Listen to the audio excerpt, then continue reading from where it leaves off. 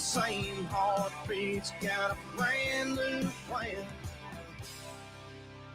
With a woman you love, you talk all night. Buy 5 acres and a farmhouse and paint it bright white. With a woman you love, you'll get home at a decent hour. You don't need to look no more, cause you finally found her. No, forever just ain't long enough. With a woman you love.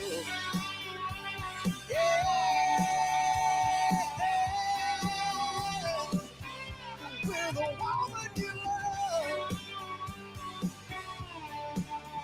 Your home for Stones baseball. Sportsvisions 92.1. You're listening to the Sportsvisions Morning Show, brought to you by Global Diagnostic Services and the Finley Firm. Here's DJ Jones and Thrift Behringer. Good Friday morning and welcome everybody to another edition of the Sportsvisions Morning Show. I am Walter and Betty Jones's baby boy, Daryl DJ Jones. Richard Holdridge is in the building. Good morning, Rich. How are you, buddy? In the building, DJ. It is Friday. It is finally here. Week 2 in high school football, and I cannot wait. Absolutely. Big shout out to, of course, Thrift Behringer, who had a late night last night. Actually, kickoff with the calls is where he started, but he ended up being at that Shaw Smith Station game that had a little lightning delay. And, of course, he had a long evening, but we expect Thrift to come in, of course, here sometime this morning after getting some much-needed rest, because we have just a fantastic afternoon and evening tonight with the Heritage Bowl being in town, Richard. And I know that everybody's excited and, of course, can't wait to break that game down. Yeah, what time do they normally tailgate? Like 1 o'clock, 2 o'clock in the afternoon? Actually, that's a little bit early. I mean, normally 3:30-ish, 4 o'clock is when the bulk of the folks really start coming down for the tailgate. It's not like college football where they start early in the mornings, but, for the most part, several hours before the game. The key is getting on down there, getting your spot.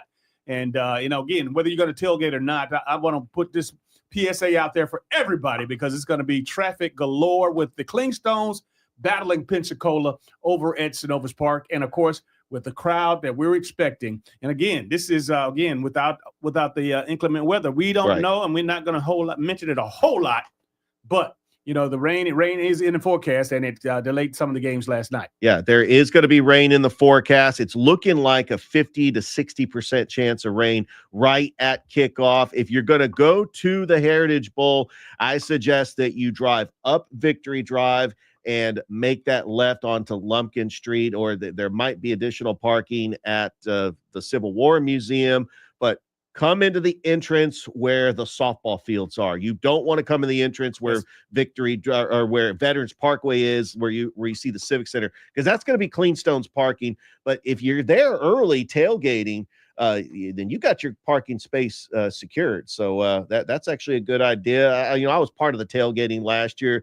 Great food. It was good music, good camaraderie between the Carver and Spencer alumni. And I know that they were having a great time last year. Absolutely. Richard, give me just a little bit more juice on the mic there. I appreciate that. Listen, I want to make sure that we do this. We say good morning to all of our friends out there on the Facebook page. We appreciate the fact that you will be allowing us to help you start your day. And again, for whatever reason, I'm sounding a little hollow, Richard. I don't know what's going on with that. Yeah, there you go. There you go. Absolutely. Because your mic is actually hotter than this one. So, that was. Oh, yeah, that's right. It picks up over there. So, again, thank you so much. But anyway, want to thank everybody for watching out there in Facebook land. We appreciate the fact that you are here with us this morning. And we get the opportunity to help you start your day. Now, whether you're cooking breakfast for the kiddos and getting them ready to get off to school, whether you're getting ready to go to work, whether you are stuck in traffic, which we know on Macon Road, and, of course, in this case, Buena Vista Road, the traffic is thick. I know on the north side they got a whole lot of other things going on as far as construction. But, hey, thank you for tuning in. Man, oh, man, I tell you, Rich, we got a great show lined up today. We got a couple of outstanding football players that we're going to be talking to a little bit later. And, of course, we'll have an opportunity to introduce them in just a little bit. But I do want to say this to all of our folks out there listening. Tell a friend to tell a friend to tell a friend to text a friend to share this information with a friend that the Sportsvisions Morning Show is on the air now. And to all of our lovely friends out there in WLTC HD2 Sportsvisions 921 land, we love you. But it ain't a damn thing you can do about it. Hello, somebody. I like that, Rich. I like it. Get it up. I was waiting for that. I was like, here we go.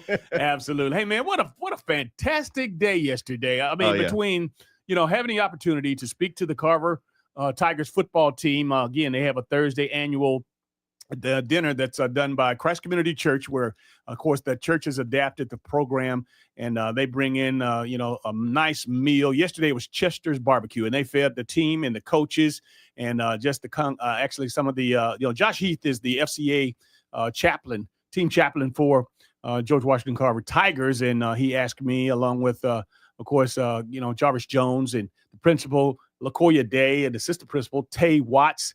Those guys were all instrumental in me having an opportunity to speak yesterday to the team. And we had to get that done. And so we can rush over and, of course, take care of business as you and Thrift were out at CSU at the Cunningham Center. And I want to thank you guys for the great job that you did.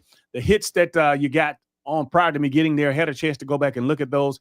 Very professional. You guys, I tell you what, you guys are godsend. We appreciate that, DJ. And, we were trying to hold down the fort until you got there. It actually started at 6. People started piling in right around 6:30. But Ty Jackson, our producer, newest member of Georgia Alabama Sports Live, want to thank him as well for producing it. If DJ Cashflow set the mood with the music. Oh man, he was playing the hits. I even mentioned a song, and he actually gave me a request. I was like, man, thanks, DJ Cashflow.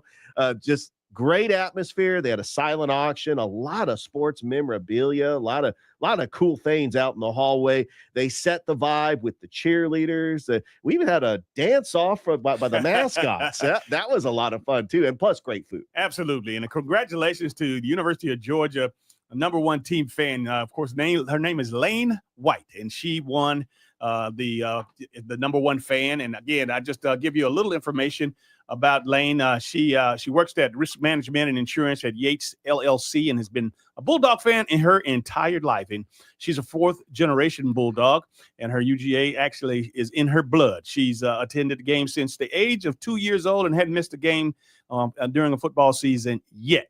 And again, I appreciate the fact that Lane White and all of her supporters, again, I appreciate it was 15 of it, and I'll have an opportunity over the course of the show to mention all 15 of the team players or the number one fans, if you will. But Lane from UGA, representing UGA, won it. And again, congratulations to all the participants, all the people who came out. And I tell you what, it was, every year, that doggone silent auction, it is underrated because they had some tremendous items. I mean, the championship rings from Clemson, championship rings from Alabama, Kirby Smart autographed football jersey, Don Staley's autographed basketball. Yeah. I mean, a plethora of opportunities to have coupons to eat at the restaurants in and around town, some of the services, some of the spas.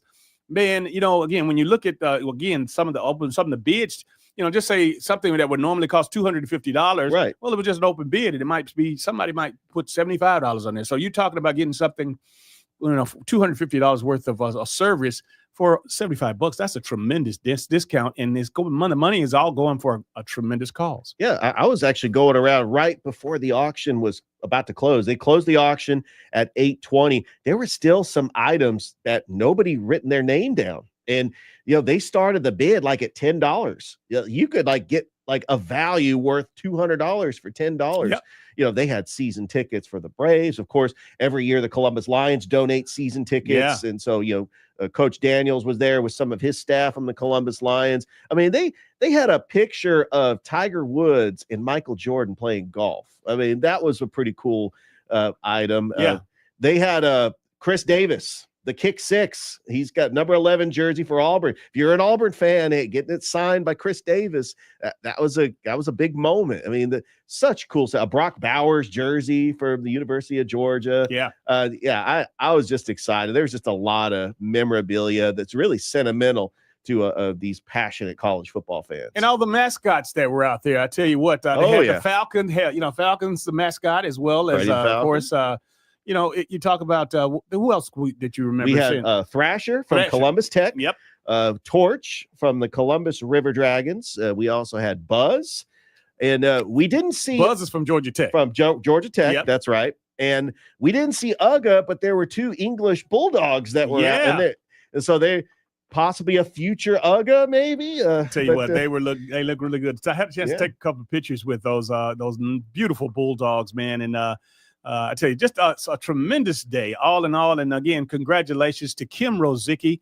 And she is of course, the proud coordinator and, of course, marketing director for Twin Cedars. And that was her their brainchild with regards to her staff. A tremendous job that the staff was able to do. I mean, everybody that I saw and everybody that I was engaging with, man, seemed to have been having a tremendous time. A wonderful social event. I mean, it was for a great cause and a lot of great food, plenty of good drinks. And of course, everything was on Dave Platter. We know, of course, there was on Dave's tab. But Dave did a tremendous job right there. And I tell you, we had a ball. Yeah, I really enjoyed the banter between you and Dave Platta as MCs of the event. And Kim Rosicki just did it big. It was just a great night. And what a way to just kick off the college football season. We had several games with the sound down in the backdrop.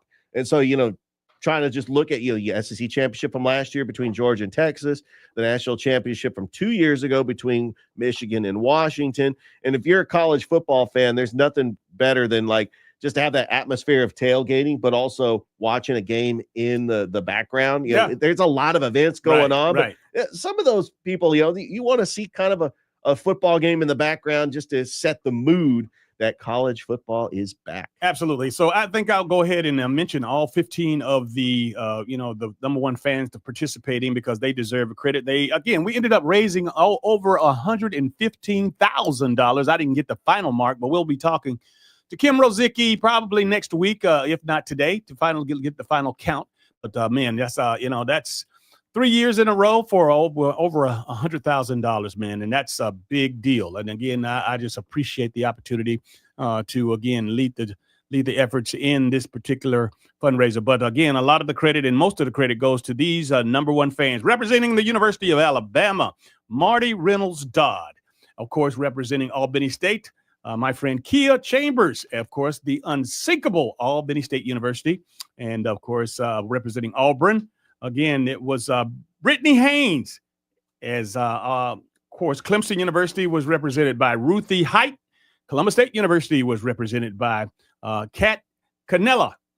Florida State University was on the scene, represented by April Brinson Turner. And of course, Furman University was represented by Ben Wallace. The University of Georgia, as I mentioned, and the winner was represented by Lane White. Mississippi State University was in the house, the Bulldogs, the other Bulldogs. Derek Kincaid, he was in representing as well. Morehouse, of course, the Maroon Tigers were represented by Dr. Marlon Scott.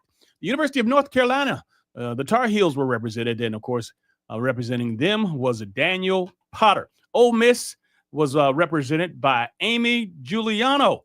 And, again, the University of South Carolina was represented by Doug Jeffcoat. The Troy University was represented by Usaid Raza.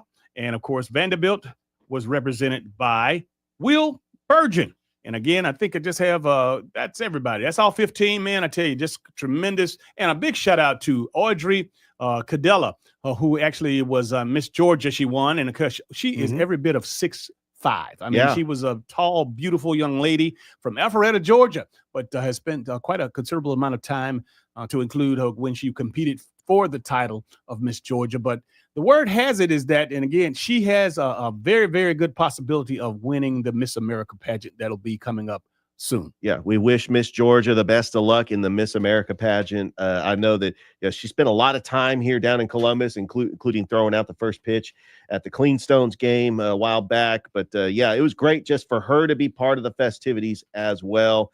And it was great that you and Dave got to interview her as well. All right, let's go ahead and take our first break of the day. You are watching Facebook Live and you're listening to WLTC HD2 Sportsvisions 921. This is the Sportsvisions Morning Show.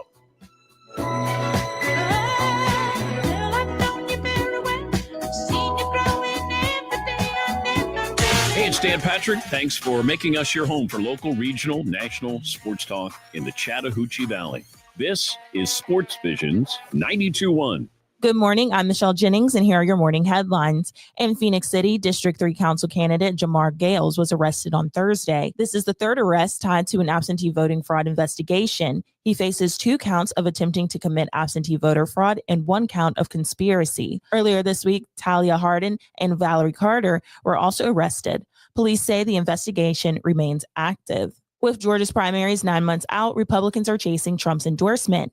Lieutenant Governor Burt Jones has it for governor, but in the Senate race, Buddy Carter, Derek Dooley, and Mike Collins are still competing for Trump support.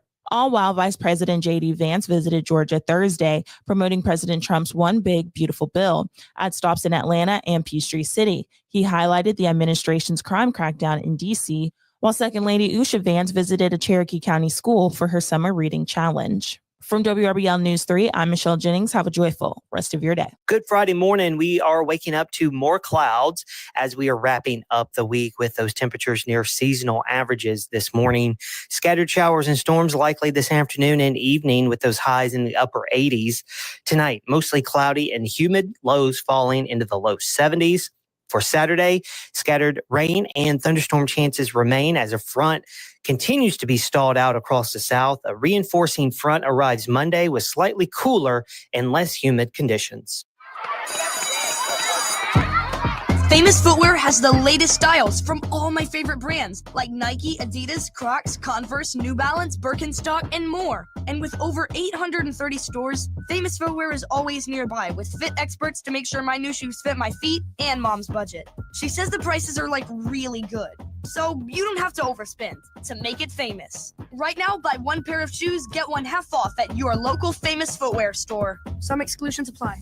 Staples presents That Was Easy. Seems like back to school happens earlier each year. First day of school coming in hot. And this year, my kids had massive supply lists. Folders, notebooks, and pens. Oh, the humanity. But Staples had everything I needed, with some items just 25 cents. Watch the small print. No. My back to school budget was saved by Staples Easy Button. Everything for school. In stock and as low as 25 cents. Staples.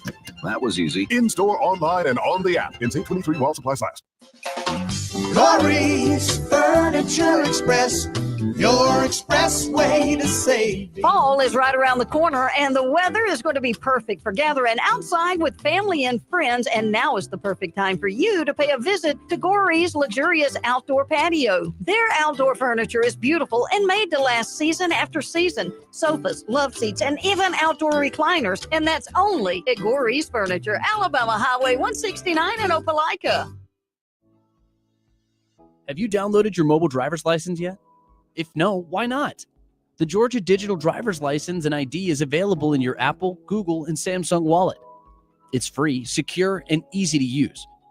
Download it today to skip the line when you visit a DDS center. To learn more about Georgia's digital license and ID, visit dds.georgia.gov. That's dds.georgia.gov. Message from the Georgia Department of Driver Services.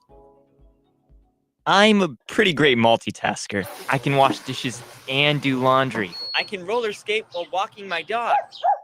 I can even order lunch while doing my homework. But I can't use my phone while driving.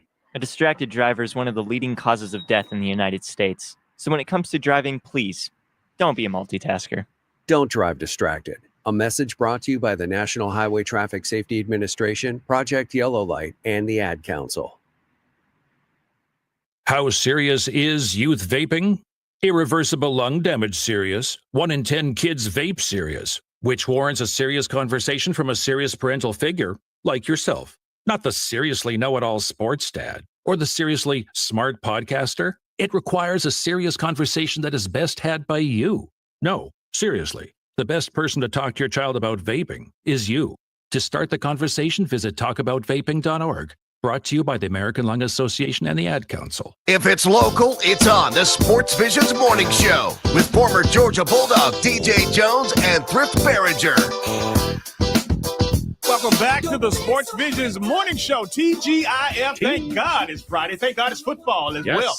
Man, I tell you what, we've been actually we've been waiting on this time. We've been waiting on this week. And again, congratulations to the Kendrick Cherokees, man. 2-0. 2-0. Man, oh, man. Wow. Unbelievable. Coach Mayo and all of the folks out there at Kendrick, man, stand up. And, of course, you deserve a round of applause. First time they're 2-0 since 2014.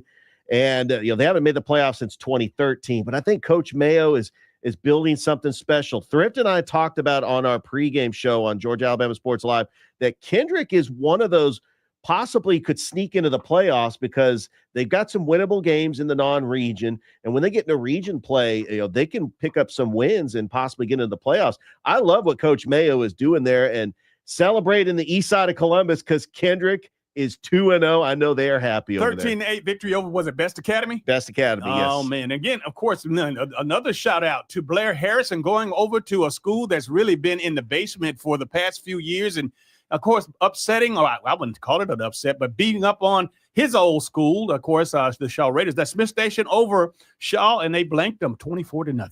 This was a huge win for Smith Station. They've had 4 coaches in the last 4 years. They did not win a single game last year. In the last 3 years, they only won 2 games.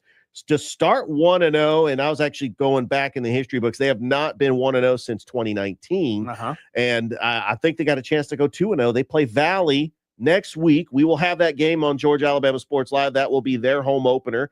And can you imagine Smith Station 2-0 going into the backyard brawl against Central? I tell you what, a lot of credit has to be given to, of course, not only Blair Harrison, but the staff that he assembled, and also that community for embracing him and giving him the resources and giving him the confidence to run that program into the best visibility. They hired Blair Harrison, a veteran guy who has known, of course, one of the great Brookstone coaches. Of course, he had some tenure in with the Shaw Raiders as well. But the fact of the matter is that, the people in Smith Station, from what we understood over the past couple of years, is they had to commit. The school board and the community had to commit to a coach. And it sounds like that's what they were able to do. First and foremost, with all the tenure and experience that Blair had, going in the front door, he had to get assurance that he was going to have the resources, he was going to have the backing. And now, again, the proof is starting to become the pudding, because he is started out and not only, just winning, he started out by,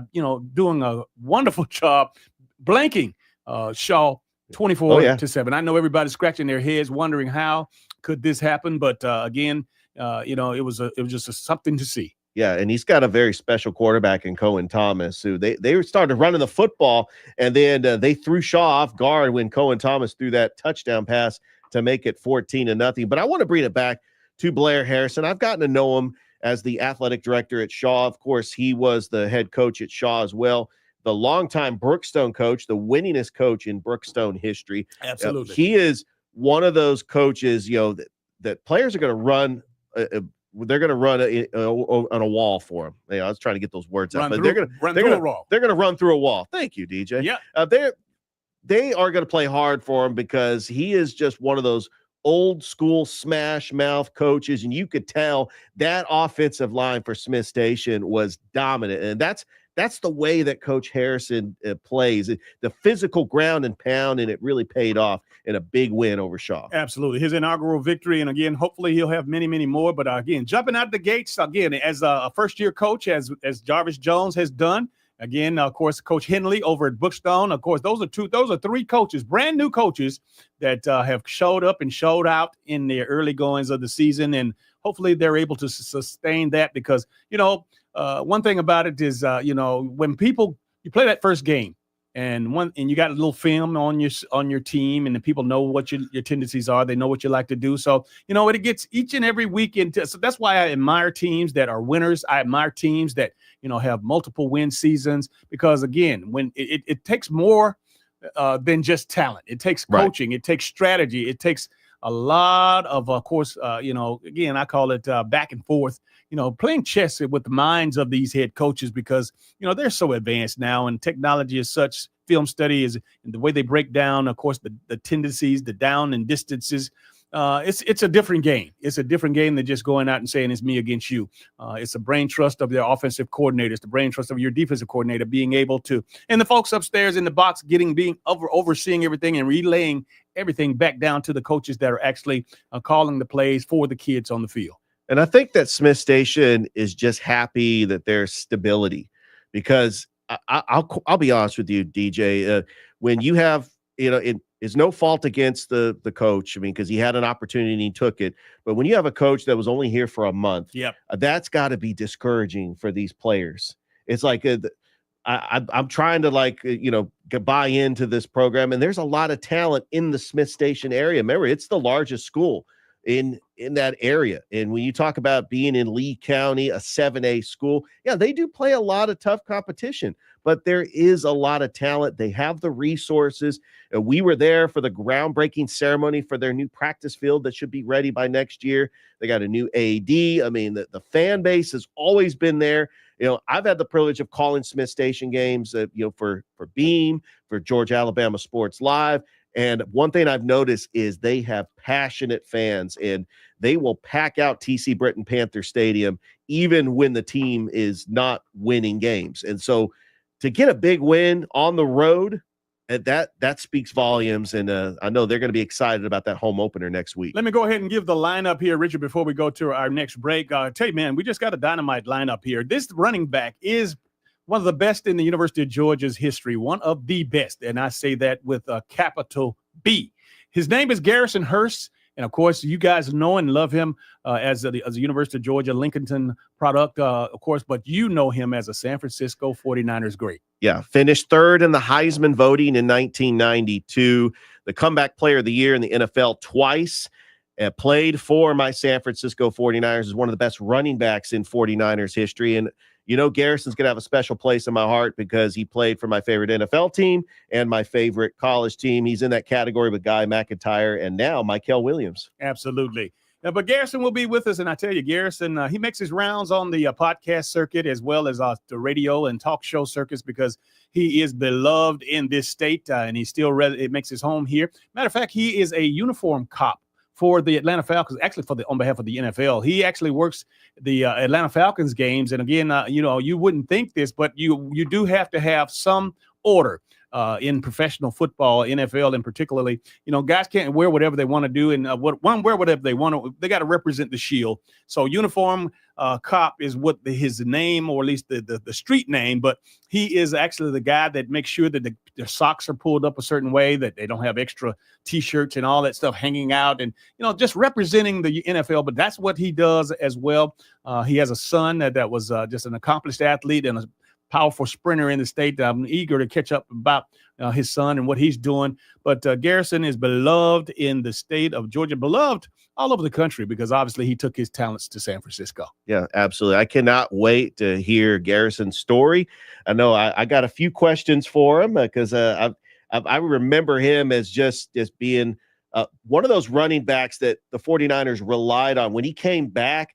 And then I'll be honest with you, that 98 wild card game against the Atlanta Falcons. Obviously, unfortunately, he got injured in that game. That's a big what if, because if Garrison Hearst is healthy in that game, right, who knows what could have happened, because the 49ers had so much momentum finally getting over the hump and beating Green Bay, taking on a division opponent that they lost to in the Falcons 14-2. But yeah, that's neither here or there, because I know a lot of Falcons fans are in that area, and I don't want to bring that up. But yeah, great to hear Garrison. I can't wait for him to be on the show. Looking forward to him as well. Of course, it's Heritage Bowl week, Carver versus Spencer, 63rd annual matchup between Carver and Spencer. I tell you, man, we're excited. We've been going back and forth between Spencer and Carver and having on exciting guests. We started out, of course, the week with, of course, Monk Johnson, again on Monday, and then on Tuesday, Vincent Bell, a couple of former players. Yesterday, we had the pleasure of having both principals. We had, of course, LaCoya Day, whom I had the pleasure of being in his presence yesterday as I was speaking to the team during the team dinner. But also we had a chance to talk to Rosa Patterson. And, man, I don't know if you heard that interview, but she blew the doors off of us because of the way her passionate and her delivery. It was just so tremendously special to me. And I've been knowing her for, several years, but never had the opportunity to interview her in the way we were able to do it yesterday. She's doing a tremendous job over at Spencer, and so is LaCoya Day at Carver. This is he's only been on the job a couple of months, and he is he's a Carver Tiger himself. He graduated from Carver, but he has a new coach. new administration. And I tell you, both of these principals are very impressive. And I'm looking forward to it. I mean, they're excited as well. They're excited about what's going to happen tonight on the gridiron. But again, Rosa was just sensational, as she always is. And again, I look forward to all the action, calling all the action tonight with Thrift down at A.J. McClung Memorial Stadium. Yeah, and I cannot wait to hear you and Thrift on the call. 5 years in a row that you guys have been calling the Heritage Bowl, 3 years on Georgia Alabama Sports Live. And we're going to have high school game day at 6 o'clock. I'm going to throw it to Thrift and you to get things started. And then we're going to bring it back to make some picks. And then it's game time at 7 o'clock. I tell you what, Spencer's chomping at the bit. They have not beaten Carver since 2017. If there's ever a time to try to knock off your rival, Spencer feels ready. They've got a returning starting quarterback in Elijah Fudge. They got one of the best tacklers in the nation in CJ Starr. He almost had 200 tackles last year. But we know how deep Carver is. They still got a lot of players from that championship team last year. And they really – I'm not going to say they surprised anybody. They got the job done. But they put up 51 against Whitewater, and with Sebastian Hurd as the freshman, and then Zach Watts, also a freshman, who made big impacts. And I'm excited about this game. It's going to be great. In the spirit of course, as I mentioned, Heritage Bowl, one of the greatest running backs, not just in Carver High School history, in the history of this city, Jasper Sanks. At one time, he was the Parade magazine #1 football player in America. And he, of course, reigned right there up on the hill. Jasper, of course, went on to the University of Georgia. And I tell you what, it was just a great opportunity. Have a great opportunity to talk to Jasper about his ups and downs in, of course, football in college as well. But the bottom line is his mark in history as one of the best running backs, not just at Carver High School, but in this city, in this state. Looking forward to talking to Jasper. He lives in Texas now and has 2 beautiful daughters who are very athletic. He and his lovely wife just enjoying a wonderful life out in Texas. But I'm just eager to catch up with Jasper because he has touched the lives of so many folks and so many people. Again, you know the legend of obviously Isaiah Crowell, and we know the legend of Jarvis Jones and Brinson Buckner and the likes. But Jasper Sanks might be the most decorated player ever to have come out of Carver, certainly one of the top to come out of Columbus, Georgia. Yeah, when you get to be the #1 recruit in the nation, it puts your school on the map nationally. And I remember when I first moved to the area, heard about Isaiah Crowell, it really put Carver on the map for me. But yeah, Jasper Sanks, he was the one that got it done, and he's been the original #1 nation recruit. Come on, Rich. Come on. So, through. Yeah, he's back. Through.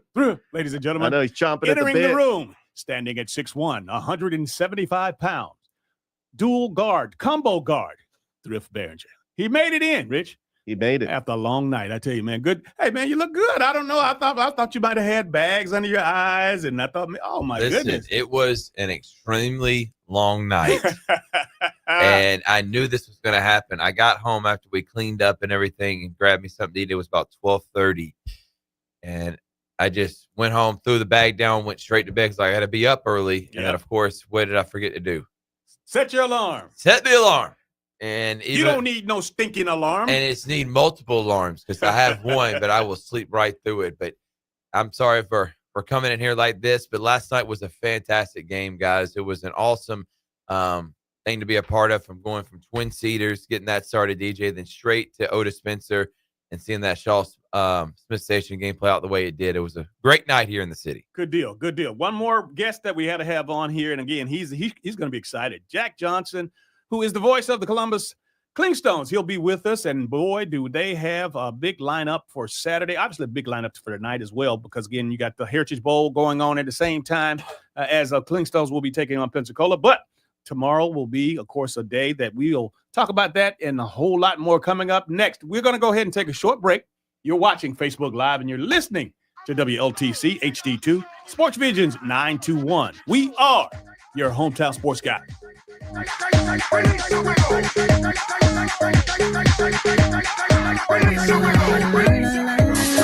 This is the Sportsvisions Morning Show. Let's do this. Sportsvisions 92.1. Are you prepared for an emergency or disaster? Because it's not a matter of if, but when. Don't find yourself saying, I'll trust water bottles and a flashlight to save the day, but I'll be proved wrong. With a tornado approaching, I'll realize that I like a wheelchair-accessible shelter. When the floodwaters rise, I'll be up in the attic with 20 cans of beans. It's a recipe for disaster. let's prepare so we all have a better story to tell. Get started at ready.gov/older adults. Brought to you by FEMA and the Ad Council. AA made all the difference in my life. I noticed that most of the goals I had as a kid were slipping by. I didn't feel like the person I hoped to be. After all those years of drinking, I really didn't know myself. When I was out there drinking, I was always looking for the next great party to make me feel all right. With AA, I found a better way of life. And I feel good in my everyday life, even without a drink in my hand. Visit AA.org for more information and download the Meeting Guide app to find a meeting near you. This message is from the U.S. Department of Veterans Affairs. Did you know veterans enrolled in VA healthcare can use over 4,000 urgent care locations across the country to treat non-life-threatening conditions? It's easy and free. Just show your Veteran Health ID card.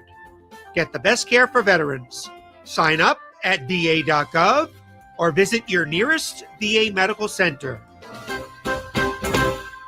The YMCA is just a starting line, for the true self blooms only when we find our purpose, what makes us tick below the surface. My why is diversity and unity, a safe space in my community, living with sincerity, giving every day my everything. With my why, I stand strong, seen and supported all along. It's a million faces in a mirror and everyone belongs. Find your why. Learn more at ymca.org for a better us. My name is Corporal Bradley Joseph Seitz. Jerry Reed. Kate Weber. These are real veterans facing a real challenge. I have PTSD. And I have PTSD. I have PTSD. Post-traumatic stress disorder can happen to anyone. I was still in a war zone in my mind. But treatment can turn your life around. Treatment has really saved my life. To learn about PTSD and how treatment can help you, call your local VA medical center or visit ptsd.va.gov. Man, I loved playing high school sports growing up. And it's fun being a fan now, don't get me wrong, but sitting in the stands feels like I'm missing out on all the action, you know? I wanted to get back in the game. So I signed up to be a high school official. It takes me back to my playing days. I'm supporting students and I get paid to make the big calls. Do you want to see the game up close? Sign up to become an official in Alabama at highschoolofficials.com. In Iraq, our truck hit a roadside bomb. I had about 16 surgeries on my hand so that I could regain function. And when I came home, I needed a new roof due to a storm. And I was about to lose homeowners insurance as well. I applied for Operation Homefront Critical Financial Assistance Program. And it's good to know that when we come home, there are people who are there that care about us. Operation Homefront, they've really been a blessing. Visit operationhomefront.org to learn more. Hi, I'm Connie Britton. I support Feeding America because they help provide over 6 billion meals to people in need each year. Learn more at feedingamerica.org. Feeding America, 200 food banks strong. Working safely around underground utilities could put you at risk for outages, injury, and loss of life. Don't risk it. Alabama 811 plays a vital role in taking the request to have underground utilities marked. It's free, it's simple, it's the law. Visit al811.com for more info. Did you know that generic drugs are just as safe and effective as brand name drugs? Generics might look different, but they work the same way. And they can even save you money. Don't believe me? Ask your doctor or pharmacist. Or visit fda.gov/generic drugs. Every day, 12 children die from sepsis, more than from cancer. Most people don't know the word sepsis or the symptoms. Protect yourself and your loved ones. To learn more about the symptoms, go to sepsis.org. Staples presents That Was Easy. Seems like back to school happens earlier each year. First day of school coming in hot. And this year, my kids had massive supply lists. Folders, notebooks, and pens. Oh, the humanity. But Staples had everything I needed, with some items just 25 cents. Watch the small print. No. My back to school budget was saved by Staples Easy Button. Everything for school, in stock and as low as 25 cents. Staples. That was easy. In store, online, and on the app. NC 23 while supplies last. You're waking up with a Sportsvisions morning show on Sportsvisions 92.1. Now back to former Green Bay Packer DJ Jones and Thrift Behringer.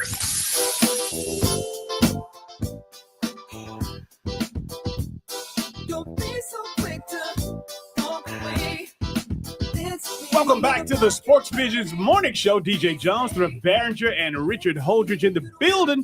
Good Friday morning, everybody, at TGIF. Man, oh man, what a day we had yesterday. But I tell you what, it's going to be even better today because obviously it's the Heritage Bowl. It's the only show in town as far as high school football action in the Chattahoochee Valley. All eyes and all ears will be headed and focused on A.J. McClung Memorial Stadium. And of course, Thrift Behringer and I will be in the booth broadcasting the Heritage Bowl, Carver versus Spencer. Unbelievable, man. I promoted that till I was blue in the face yesterday, but cannot wait to be back there tonight. Counting on to kickoff, 6:45, 7 o'clock is when it's going to go down. But I had an incredible amount of fun last night, DJ. It was, for one, Kim Rozicki and the staff over there did an amazing job. I thought it was pretty cool. I got to bring it in with Dave. Me and you slapped hands like you're subbing in for me. Yeah. I didn't, it just shocked me because, again, I knew there was a possibility that you might have to leave. But, I mean, it was so much that I had missed because we got a late start at Carver, which threw me back a little bit more. So when I got there, I was like, Thrift, say, okay, DJ, you got this. And I've done this. And then, boom, I said, so you leaving? He said, yeah, I got to get over to do this game. And you know what? But as I had an opportunity to unpack everything, have a wonderful evening, go back and look at the tape that the portion that you had done earlier, I was like, wow, that's smooth. Yeah, that was smooth. I appreciate it, DJ. And again, I wanted to make sure I set the stage off right because I knew you would be coming in hot. And honestly, I could have stayed a little bit longer. Some things happen, as always, when you're in this business. And we were kind of left without a broadcaster. So I had to kind of makeshift a team over at Smith Station Shaw, but everything worked out perfectly because they were in a lightning delay. They actually didn't start the game till about 7:30, 7:40. They got 5 minutes of game time in and then another hour lightning delay. And many people thought they weren't going to play the game. So did you get a chance to get some brisket? No brisket. I didn't get to eat not one thing while I was there. No, because I literally, as soon as you got there, I left because I got at the stadium about 6:50, and then I saw that there's a timer for 30 minutes. And I'm like, Nobody wanted to say anything about how there's a lightning delay and I don't need to be rushing over here. But, hey, that's neither here nor there, man. No, your production guy, who was on the call with you? Yeah, I had Mike Frost with me, and then Chrissy Gates was there producing. But I want to say this, though. All in joke, last night was one of the best broadcasts we've ever done on Georgia Alabama Sports Live. Drew Platter was on the field. That angle was incredible. We had Lewis up top on his camera and then Chris doing the production. I thought it looked amazing, man. I really did. And then on top of it, it was the most viewed game in the history of Georgia Alabama Sports Live. And I think that is going to be things we say it's going to last one day, basically, because tonight's going to be just the same. I promise you that. But I've been saying over and over again, Smith Station, like Harris County, it's a sleeping giant. That is a huge community. It's the biggest school population-wise, or one of the biggest in the entire state of Alabama. That community is thriving and waiting on something to cheer for. They got it last night, and they showed out in the stands, and they showed out online. We had almost 40,000 views, which is really incredible, man. So I want to say I appreciate everybody that was tuning in last night, and then we got to do it all over again for a game even bigger, probably the biggest football game, biggest broadcast of the season in the Heritage Bowl. I want to hold it right there at that game last night. How did the Smith Station community travel? Did they fill up that side of the stadium? Yes, and it was the way it was heading before the lightning delay. We were looking at a packed house on both sides. I think once the lightning delay happened, then they started the game and they did another lightning delay. That's when a lot of people started leaving. But still a decent crowd for a 9 o'clock game. A game that really didn't even get going till about 8:45, 9 o'clock. And I was really impressed. I was from both sides. Richard, the significance of this victory, not only being the first in the inaugural victory for, Coach Blair Harrison, but the fact that he did it back in his own yard. Of course, again, he left, just a couple of months ago. He was the athletic director at Shaw. But to go back into Gannett Stadium and win the way he did with that team, that first-year team, and, of course, first-year staff, man, that made a huge statement. Yeah, it was a big win for Coach Blair Harrison, but also he was facing his former team, and he was also facing the coach that he hired as the athletic director. He knew the ins and outs of Shaw, knew everything about that program, and having an opportunity to take a Smith Station school and to get the first victory, 1-0 for the first time since 2019. It has been a long time since Smith Station has started off the gate being winners. I mean, we've seen the last 3 years, only 2 wins in 3 years. Like I mentioned, the 4 coaches in the last 4 years. I kind of feel like Smith Station's got some stability, and he could get his type of players, run his scheme, and they could be that physical ground and pound that we expect from a coach team by Coach Harrison. I want to play this because this is what I said last night, and I want to see what y'all think of it. You hear that, Mike? What's that? That's the Blair Harrison era coming out of the tunnel for Smith Station. It's 21-0. Panthers on top. I had to send that to Blair Harrison last night, and I was laughing because Kendall Mills was up there, and I said, "You can't pay for stuff like that, man." I waited till it got quiet. I was like, "You hear that? That's the Blair Harrison era starting, man." I you know how I think of this guy, and listen, I don't want to get it twisted. I am not saying they're going undefeated, and in 2 weeks they have to take on Central. They're going to beat Central. What I am saying is this is a team that's much improved and heading towards the right direction. I wanted to ask you this question, and just as soon as I heard the score of the game, why the hell did they not play Aaron Grant at quarterback? I think Peterson's not bad. He's got elusive legs, and he's got a great arm. But they had no consistency running the football. And Aaron Grant started at quarterback, then he started at running back, and then that was it. Never touched it again. But the time of possession was dominated so heavily, again, second week in a row, by a run-only team. Shaw very rarely had the football, and when they did, they just couldn't do anything. It was 3 and out or first down and then 3 and out. I don't know where Shaw goes from here, because right now it seems like nothing is working offensively. They have scored, if you do the average in 2 games, 4 points. They scored 8 last week, 0 this week. They're averaging 4 points a game. That was not at what I was expecting for this Raiders offense. Last week in the loss, they said that the recruiters were recruiting him as a prospect, as a wide receiver prospect. Then now again, Grant, I'm talking about, that's the former quarterback who last year had a great season in my mind. This year, not so good. I don't know. And again, I'm sure that, hell, I'm not there every day, and it's not my team. And Coach Gardner has done, to me, up until this point, he's done a great job. Again, he's still a young coach, still trying to find himself and his program. But again, no information has come out regarding, again, how can a kid that played a position in year one in high school, or at least as a junior, be so effective and then come back the next year, his senior year, which is supposed to be the really, breakout year, not, line up and do what he does best. It's a good question, DJ. I will tell you that this summer, Peterson was the quarterback all summer long, but I'm with you. I was wondering when the transition was made, because I was high on Grant as one of the top quarterbacks coming back. He was great last year, man. Oh, yeah. He helped Shaw win 5 games. And that's just it. You just said it. They won 5 games. Now they've lost 2 games, including a game last night to a team with a first-year coach. I know that he's a veteran coach, but still. And then to get shut out 24-0 at home. Yeah, and last year, Aaron Grant single-handedly almost beat Hardaway. He had multiple touchdowns, including that final one that kind of put the game on rest. Coach Gardner and the Raiders, they're going to have to go back to the drawing board and find something that can get that offense going, get consistency. But again, I will say they played a 4A public school in Georgia and a 7A public school in Alabama. They have not played a region game. They do go on the road next week at Athens Academy. That will not be easy. And then they have a bye, and then they got some winnable games coming up for the rest of the season. But Carver, Sumter, Spencer, they all still looming. And if they're 0-3 and lose those 3 games, a 4-6 record is going to be tough getting in the playoffs, especially when you got teams like Kendrick who are 2-0, baby. Yeah. Who said they were going 5-5? Yours truly. I'm telling you, sleep on Coach Mayo all you want, but this is why it is so crucial to get off to a good start. And That is not what the Raiders have done. All right, let's go ahead and take a quick break and let you know that you're watching Facebook Live and you're listening to WLTC HD2 Sports Visions 921. This is the Sports Visions Morning Show.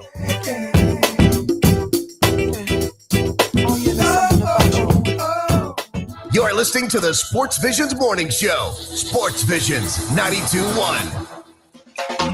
Lori's Furniture Express, your express way to save. Fall is right around the corner, and the weather is going to be perfect for gathering outside with family and friends. And now is the perfect time for you to pay a visit to Gory's luxurious outdoor patio. Their outdoor furniture is beautiful and made to last season after season. Sofas, love seats, and even outdoor recliners. And that's only at Gory's Furniture, Alabama Highway 169 in Opelika. Lowe's has the Labor Day deals you need to give your home a new look. Buy one, get one free select interior paint via Visa gift card rebate. Then add the final touch with 2 for $8 on select 2.5 or 3-quart mums. Refresh your home and save big while doing it. Lowe's, we help, you save. Valid through 9/3. Mums offer in-store only. Selection varies by location while supplies last. More terms and restrictions apply. See Lowe's.com/rebates for details. Cue the countdown to Ulta's 21 Days of Beauty event starting August 29th.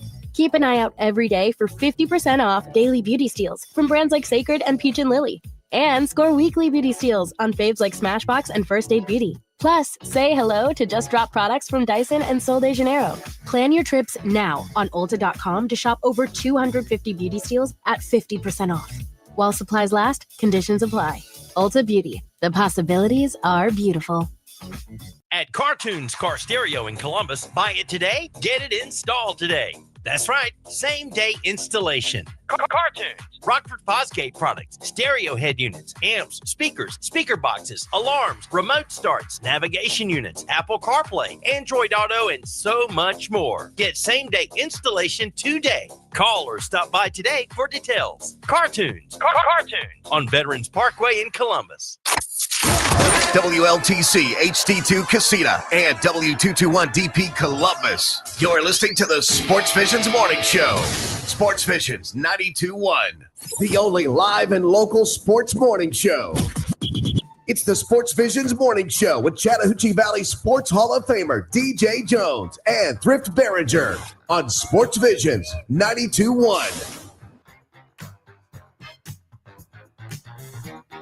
Welcome back to the Sports Visions Morning Show. DJ Jones, Thrift Behringer, and Richard Holdridge in the building. It's Friday, y'all. It's the end of the week, and I tell you, man, it's an exciting time in high school football. 3 games last night on slate, and, of course, one big one tonight, the Heritage Bowl, Carver versus Spencer. And I want to welcome all of the visitors who have come back home to watch, of course, the Heritage Bowl. A lot of folks that live all over the country, as I was explaining to Thrift yesterday, that, again, from the responses that I've gotten, it is a lot of folks have coming into town for this game, but it's also going to be a lot of folks watching, of course, on Georgia Alabama Sports Live, because this is such a tremendous tradition. I can't wait to be there. It's going to be a ton of fun. 6:45 is when we'll have countdown to kickoff, and then 7 o'clock it's going down. I will make mention, weather is saying it may be an issue by 9 or 10 o'clock around that area. So I would fully expect there to be maybe some rain. I'm going to knock on wood that it doesn't happen, but always come prepared for those out there. At least it's not going to be super hot. It's going to be an overcast pretty much all day today. But we got to just always be prepared. And I fully expect them to play this game unless it's just so egregious that they have to move it because they have to reschedule. This is a region game. I'm excited about it. All right. Hey, let's go ahead. And, of course, we made mention in the during the opening of the show that we had one of the greatest running backs to have ever played at the University of Georgia, but probably one of the greatest running backs in the university, actually the state of Georgia in high school and college, because he is a member of the Georgia High School Football Hall of Fame. Please welcome to the show, Garrison Hearst. Garrison, how are you this morning? Doesn't look like we got we're a little early. I think Garrison knows that we're I thought he was just up. He was, and he actually moved away from the camera. Okay. So he was just setting that up for us right now. So we'll have to wait a few seconds. Okay. But yeah, anyway, but Richard, I know that you're excited at the fact that he's going to be on because obviously his ties to San Francisco. And I know that you were a San Francisco 49er fan. Yeah, one of my greatest memories of Garrison Hearst, 1998, the 49ers are playing the Jets, and Garrison Hearst has a 96-yard touchdown to the house to beat the Jets. I know that's got to be a big memory for him as well. And it's comeback player of the year twice in the NFL. And to see him come back from that injury in 98 to lead the 49ers to the playoffs in 01 and 02. And, he's forever going to be one of the best running backs in 49ers history. While we're getting Garrison situated, Thrift, I do want to reflect back on yesterday because, he's had a tremendous opportunity to address the George Washington Carver Tigers football team, to the, of course, big shout out to Josh Heath, who is the FCA team chaplain, as well as the principal, Principal LaCoya Day, and head coach Jarvis Jones, and assistant Principal Tay Watts. Tremendous opportunity for myself to, reintroduce myself to the team. And I basically share it with them, because I never know going in what in particular that I'm going to specifically say to the team. But the fact of the matter is that I was able to encourage those guys and let them know that, they're in a great position. And, of course, to just not take it for granted. When they walk in the halls of the school or when they're in the streets in the community, be good people, remain positive because they have a bullseye on them. And of course, the spotlight is always on those Carver Tigers. Yeah, there is, man. And they're the defending champion. Plus they got a star at coach and Jarvis.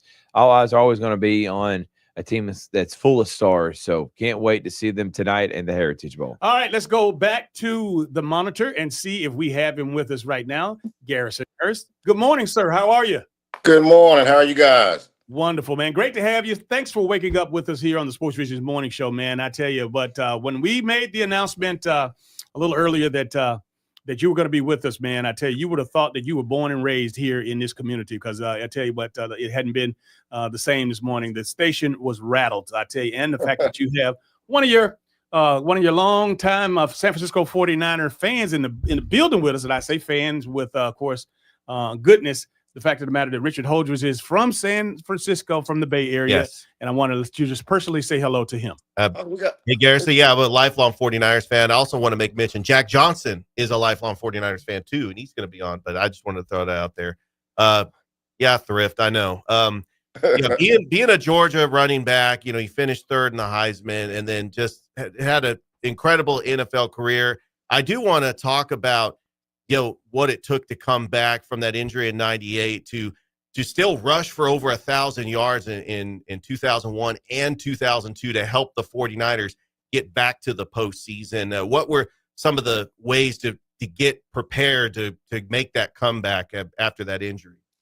Oh, man. Thank you guys for having me again. But it was God's grace on that injury. I can sit up here and tell you, I did everything in the world to get back out there, and I knew this was coming. No, man, I was.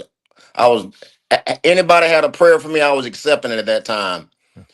But as far as the training regimen, it was more a lot of sand pit work, a lot of training with Terrell Jones and Jerry, and it was 6 surgeries. Still trying to stay around the locker room so that you felt like you were part of the team, because that's the hardest. It wasn't so much the rehab; it was more the this not being a part of the team because you're just walking around looking. That sucks.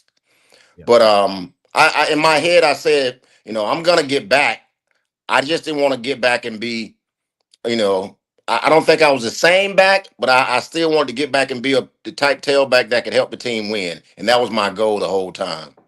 Garrison, let's go ahead and back it up a little bit, man. Bring it a little closer to home, of course, bring it back to the state of Georgia. You were recently inducted into the Georgia High School Football Hall of Fame for all of the things that you were able to do at the wonderful high school down in, was it Lincoln? Lincoln County. Yes, Lincoln. Exactly. So Red Devils. I want to go back there because I know that was where it all started for you. And when did the light go off in your head that you were something special? I don't know if the light ever went off. It went to a point where we had guys getting recruited and coaches were coming through there. And I didn't really understand how it worked back then. And I remember talking to my high school coach, Howard Ellis, and asking who are these guys coming through and why. And he was saying these guys are coming to look at a player we had by the name of Kurt Douglas. He was a linebacker that played at Georgia with me. And I said, they're coming to look at him to go to school there. He was like, yeah, this is how it works. The coaches come check you out. They come get to know you. And that's when I knew then, I said, I want to be a part of something like this. But in my high school, we were always a good football team, even prior to me getting there. So I wasn't anybody they were going to be looking. I had to work my way through that. So that's when I kind of, started thinking in my head, okay, I want to go play college football. Let me start picking my game up so they can come look at me.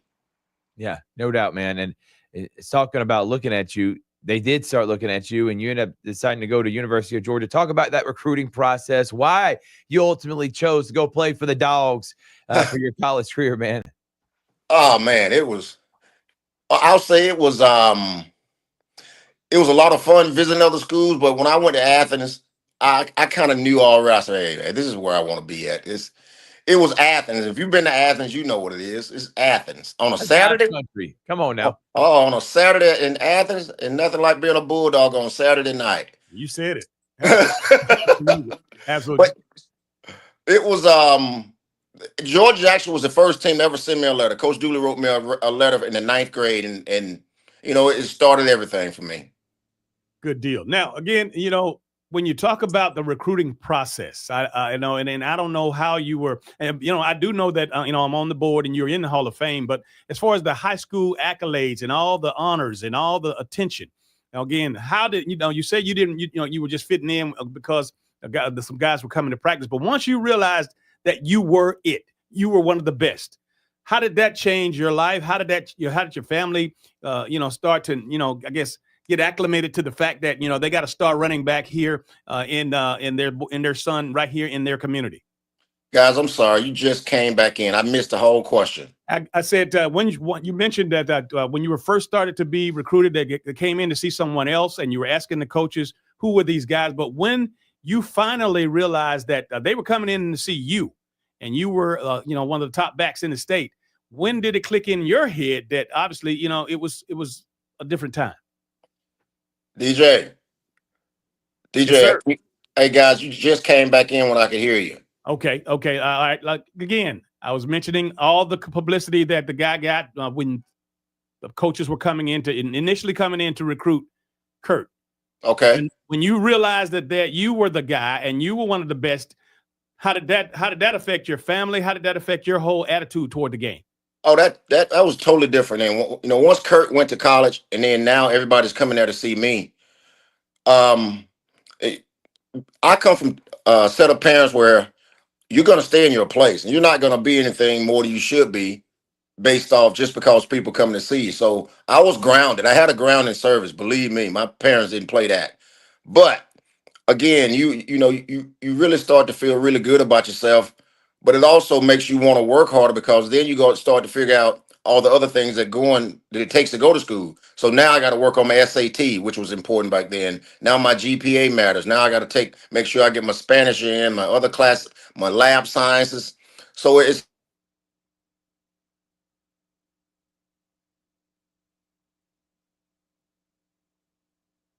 sometimes internet wants to always be the Achilles heel for what was going to be a fantastic interview, but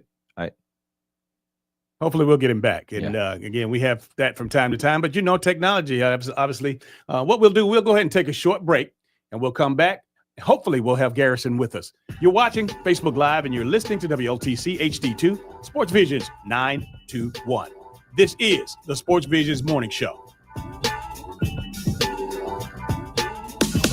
Hey, it's Dan Patrick. Thanks for waking up with the Sports Visions Morning Show with DJ Jones and Thrift Behringer. Catch me at 9 a.m. every weekday morning right here on Sports Visions 92.1. Good morning. I'm Michelle Jennings, and here are your morning headlines. In Phoenix City, District 3 Council candidate Jamar Gales was arrested on Thursday. This is the third arrest tied to an absentee voting fraud investigation. He faces 2 counts of attempting to commit absentee voter fraud and 1 count of conspiracy. Earlier this week, Talia Hardin and Valerie Carter were also arrested. Police say the investigation remains active. With Georgia's primaries 9 months out, Republicans are chasing Trump's endorsement. Lieutenant Governor Burt Jones has it for governor, but in the Senate race, Buddy Carter, Derek Dooley, and Mike Collins are still competing for Trump's support. All while Vice President J.D. Vance visited Georgia Thursday, promoting President Trump's One Big Beautiful Bill at stops in Atlanta and Peachtree City. He highlighted the administration's crime crackdown in D.C., while Second Lady Usha Vance visited a Cherokee County school for her summer reading challenge. From WRBL News 3, I'm Michelle Jennings. Have a joyful rest of your day. Good Friday morning. We are waking up to more clouds as we are wrapping up the week with those temperatures near seasonal averages this morning. Scattered showers and storms likely this afternoon and evening with those highs in the upper 80s. Tonight, mostly cloudy and humid, lows falling into the low 70s. For Saturday, scattered rain and thunderstorm chances remain as a front continues to be stalled out across the south. A reinforcing front arrives Monday with slightly cooler and less humid conditions. Covering local and national sports. This is the Sports Visions Morning Show on Sports Visions 92.1. Drafted by the Pittsburgh Pirates and the Green Bay Packers. Here's DJ Jones and Thrift Behringer.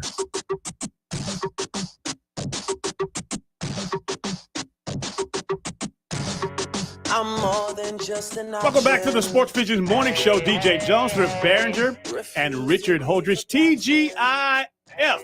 Thank God it's Friday. Man, I tell you, it's Heritage Bowl week. Carver and Spencer. We actually were on the line with the Garrison Hearst, or at least we had him via our StreamYard. But whatever it is, as far as the inclement weather, the system is not cooperating. So we just decided to go ahead, and this is such an opportunity for us that we wanted to go ahead and call him up and get him on the phone lines. Let's go ahead and bring him up right now. Garrison, are you there? I am here, fellas. I apologize about that. No, we both have it on both sides, man. But, technology just has a way of doing what it wants to do. But, I'm glad we had an option, and this is the best option at this particular time. We got a great picture of you in your Georgia Bulldog studs back in the day, man. But more importantly, the question that I'd asked that when we started to have issues is that when you found out, again, initially the recruiters were coming in town to see another one of your teammates. But, you were the man. And, of course, when you found out that, you were special, everybody was coming to see you.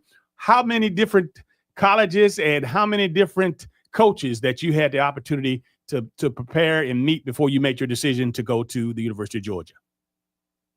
Oh, wow. I couldn't count how many coaches it was. It got to a point where I stopped even trying to count. At the time, we had some the high school secretaries enjoyed it, I think, more than I did. They were constantly writing out and taking cards, and there were a stack of business cards on the counter in the office based off all the guys coming in. But it was. I look back on it and I'm happy, and I got a chance to go through that because it was a life-changing experience. A lot of guys that I met, I ended up working with. One guy I met in particular came from Notre Dame. I ended up working with him in San Francisco, a guy named Vinny Serrato. I think that was his name. But it was it's something that I enjoyed. My family enjoyed it to a point where when you made your mind up where you want to go, there were several coaches that didn't stop trying. That's the part that got on your nerves a little bit. But, in the business of recruiting, I understand how it works. What was it like getting into the NFL, man? Was it an eye-opening experience? Is there like a moment that kind of like welcomed you to the big leagues, man? How was that like early on? Shoot, you get welcomed to the big leagues really quick in the NFL from the walk in the locker room. Hey, I tell this story because I remember we had our practice, one of the mini camp practices, and I'm trying to run Georgia tall sweep is a Georgia tall sweep. And but in the NFL, the defensive line was faster than me. Mm-hmm. I couldn't even get to the corner. And they rotated again. We run another play the other side. The second string guy beat me to the corner. I'm like, what the hell did I get myself into? So I knew then, I said, okay, this is a whole nother level. And these guys, back then when I played, the DNs weren't standing up. They were 300-pound DNs. So it was crazy. Garrison, right now we got a big rivalry going on here in Columbus between Carver and Spencer. So you know a thing or two about rivalries. You came to the 49ers in 97. You're right in the tail end of the rivalry between the Packers and the 49ers. It seemed like the Niners could not get over the hump. They continued losing to Green Bay in the playoffs. What was that feeling like in '98 when Terrell Owens made that catch, dubbed as the catch two? The 49ers finally get over the hump and beat Green Bay, and then they go play the Atlanta Falcons in the playoffs. That was crazy, man. That was an amazing game. That's what you're up here, you're down here, because Green Bay was, and for every jab we gave them, they gave us right back. So we had played them in '98 in the regular season as well in Green Bay, and they beat us. And it was one of those games where you had the feeling from the start that game was going to come down to the last plays of the fourth quarter. It wasn't going to be a game that was decided early where you can tell who was going to win, because it was one of those games where everybody was giving their best shot. But I got to San Francisco in '97, and I wasn't used to a rivalry like that because the teams I came from didn't have that kind of winning percentage. So I got there, and you instantly hate Green Bay and you hate Dallas Cowboys. If you're just joining us, we have with us one of the greatest running backs to play at the University of Georgia and, of course, an NFL All-Star. His name is Garrison Hearst, and, of course, he comes from humble beginnings, but, boy, I tell you, did he take what he had and ran with it. Garrison, as you look at the game today, and obviously with NIL and the transfer portal, do you think that these young men that are having these wonderful opportunities and these financial gains, do you think that they will be the responsible and the mature men that they need to be on the other side when it's all over, whether it's at the end of their collegiate career or even after they go on to play in the pros? I hope they are, man. I hope they got some programs in place for these young guys that are coming in, or they got a family structure that helps them. I'm definitely for those guys getting what they can. College football was great to me, and it's going to be great for a long time.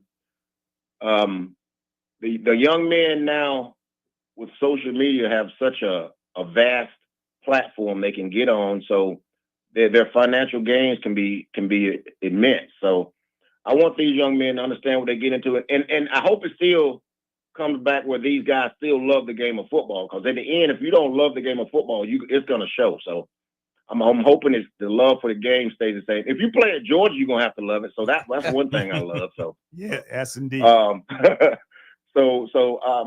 NIL and the likenesses, these guys deserve it. They go out there and put the work in and they earn it. So I'm not against it at all. All right. The other part of that is the transfer portal, obviously being able to go and come, hip and Scott and skip wherever, I'm not getting the shine over here, so I can go across the street. I mean, that's the part of it that really, really bothers me. The financial part, I got an issue with it, but at the same time, because it's like you said, if they put programs in place, again, financial literacy type of things so that you can at least prepare these guys. But that, competition thing, when you get playing, when you're third team or when you scout team and you want to jump because you are an underclassman and you think that you have a better opportunity over on the other side, what's your take on that? I'm not a fan of the transfer portal, because a lot of times kids go there and they die there. And that's the scary part. Mm-hmm. It seems like if you're not a starter after year one, you're giving up 90% of the time. And it's hard to go in any college and be a starter as a freshman. That shit's hard to do. I don't know what they're being told. And the thing that throws me off about that more than anything is you're getting financially compensated for being there already. So because you're not starting, now you're going to go leave and work on that all over again. I think you should work your craft unless there's a reason that makes sense for you to leave. Sometimes it makes sense, but transfer portal is a little different for me. I'm not 100% fan of that one. Garrison, we have young people watching and listening to this every single morning. And the big thing we like talking about is overcoming adversity, not letting things like that define you, take your joy away. You had injuries, 2 of them, in the meat of the prime of your career, and you did not let that define you. You came back and had just as many yards as you had before the injury. Talk about that process, those 2 years, and what's your advice to young people that are overcoming injury or anything else in life on how to not to give up and continue pursuing your dream? When it comes to injuries, you got to I look at it. You put so much work into trying to, get on the field and do what you want to do, and you have setbacks like that. Right. But more than anything, it's not want to let yourself down. When you go through all of that and you look back, you get an injury, and then you look back and say, okay, hold up. I have got to get back to what I was before. I don't want to go out, on the stretcher. And God's grace, it gets you there. Right. But it also got to give you the mindset of, I'm not a quitter. And it's not quitting when you're injured, but you have that in your mind still. All the injuries I had, my thing was, I don't want to quit. I don't want to quit. I want to come back. I want to come back. And it's just perseverance and just going out and putting the work in every day. That's the hardest part because nobody's watching. You're over there when you're rehabbing, you're doing it 2 to 3 times a day. And that's not the fanfare you want for football. And nobody's watching. So in your mind, you got to play your own mind game in your head. I started competing against myself just to give myself some kind of push to try to work through certain days that were harder than others. But I don't want to give up. I want to get back to what I was kind of mindset. And I think you had to run with that as long as you can. Garrison, you were drafted by the Cardinals in 93. In 94, they changed from the Phoenix Cardinals to the Arizona Cardinals. And it seems like it was just a whole different culture change because they go from Joe Bugle to Buddy Ryan. And he was trying to implement that Eagles defense, getting like guys like Seth Joyner. What was that like going from that transition to Joe Bugle to playing for Coach Buddy Ryan in Arizona? Oh, man, you brought up some old school stuff on this time. Real, didn't you? Hey, man, Buddy Ryan, I was in football at the end part of old school football, and Buddy Ryan showed me that. When I tell you that was some of the hardest training camps I've ever had in my life, we were going full pass on Friday during game week, live goal line. I'm like, what the heck is this about? I don't know if I want to do this anymore. They were trying to change the culture, but I'm not sure if Buddy was the guy to change it then because we were still playing teams that were starting to change more for us resting their players.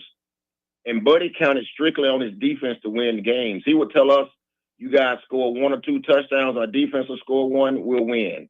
Obviously that didn't work for us for 2 years. And it was a eye-opening. I was able to learn a lot based off the business of football and how it takes a total team to win. And I figured that out. That was not the formula we were going to win with. In 2 years, they let him go. And hey, I think I left a year after that. So Arizona was different. That's all I'll say about that. Garrison Hearst is our guest this morning on the Sportsvisions Morning Show. Garrison, I know when we have a guest on that have played in professional sports, I'm big on talking about the transition because a lot of us don't have the energy or we don't have the passion to shift that gear that it takes to transition from football to a professional or a private career into entrepreneurship or corporate or whatever it may be. With you, how were you able to deal with, of course, realizing that, your playing days were over and it was time to move on and live the life of a normal human being and take care of your family? Oh, wow. The NFL tells you real quick, okay, your time is up. Doesn't take long for them to tell you. It came quick. Initially, it was really hard because, like you said, since 7th grade, we played football. That's when I started. Right. And it's been the same schedule up until I was 33, 34 years old. So I had a few dark years in there while I was trying to figure things out. I got a phone call from Merton Hanks. It was about 8 or 9 years ago when I got about 10 years ago when I got it. And he was working in the league office at the time. And he told me there may be some opportunities coming open for the NFL job. And I said, well, you let me know. Because when I was in San Francisco in 2002-03, Merton Hank was the uniform code guy for us. And I'm dying laughing because he used to break every rule on the book.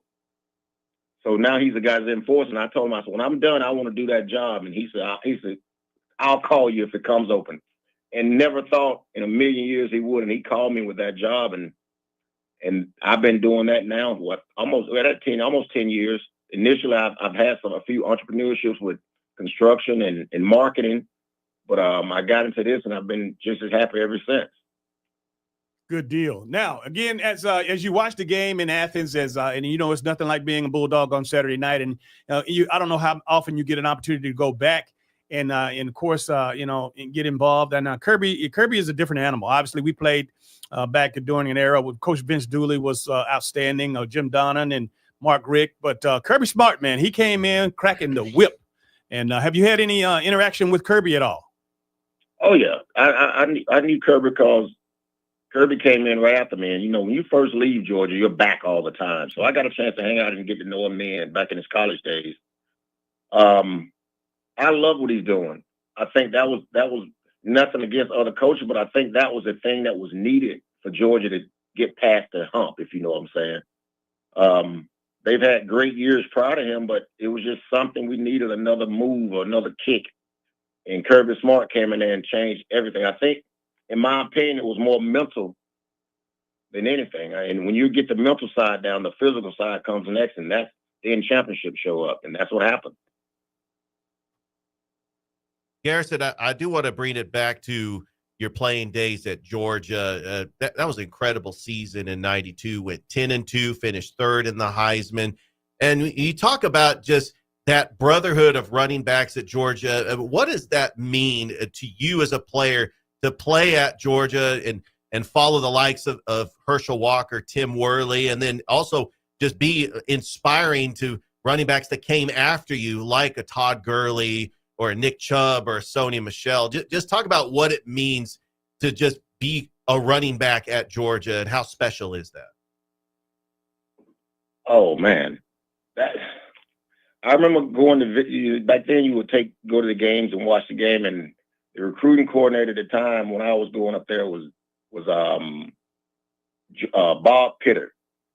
And he would always take me – you get to go on the field and watch pregame. And I always assumed, I said, I don't know if I could play running back. I thought Tim Worley was the biggest man I've ever seen in my life with no body fat. And then you had Rodney Hampton, you had Lars Tate, you had Alfonso Ellis. I mean, I'm like, Coach, y'all sure y'all recruiting the right guy? I look nothing like these dudes. But I would go back home and tell my dad and tell teammates, hey, man, I got to learn how to do this. I got to learn how to do that. You watching guys like that run the ball, you can't not want to be great watching that. It was the most exciting thing I've ever seen in my life because that introduced me to seeing college football. And that's when Georgia, when they come out there in that I formation and run that tall sweep or come downhill, it was beautiful. So, when I watched that, I knew if I'm going to be here, I got to do something similar at least. And having a coach like Willie McClendon, who was a running back there as well, who was really good, you were taught toughness from the day one. It was no other way to play the game. And the 92 season was a season where we just clicked on a lot of things, and it just worked. Our offensive line was getting down with it. Where I had a good receiver with Andre Hasten, had a tight end, had a quarterback with Eric Zier and Max Troy. It was a good team, and it made it easy. I got a lot of accolades, but those guys, it was plays made all over that field. Garrison, lastly, I want to ask you with regards to, football today as you see it. And again, if you were the commissioner for a day and you had an opportunity to come back and rule, what were some of the things that you think would help this game and move this game to the next level? Are you referring to NFL? I'm college football. Oh, college? I'm not a fan of some of the rules as far as the targeting rules and in my opinion, you got to protect players, but you don't protect them to the point where it changes the game, in my opinion. It's my opinion. So, and I'm basing this off what the defensive guys have to go through. I'm not even basing it off offense because I'm on offense. I want all the help I can get, but some of the rules I think need to be pulled back and allow these guys to play the game where they should a little bit more. But other than that, I love the sport of college football so much. I take what I get on that side. You don't play college football, in my opinion, for nothing more than the love of the game, because college football is the most exciting thing there is, in my opinion. Good deal. With that said, man, we appreciate you waking up with us here this morning on the Sports Vision Morning Show, man. Hey, have a great rest of your day, and thank you so much. Thanks, Garrison. Thanks, Garrison. Hey, thank you, guys. All right, take care. Appreciate having me. Yes, sir. That's Garrison. That's the man. Man, the myth. I tell you, it depends on who you ask too. As as far as the best running back in the University of Georgia history, because I know obviously Herschel Walker is, above all, but some people will tell you Garrison Hearst.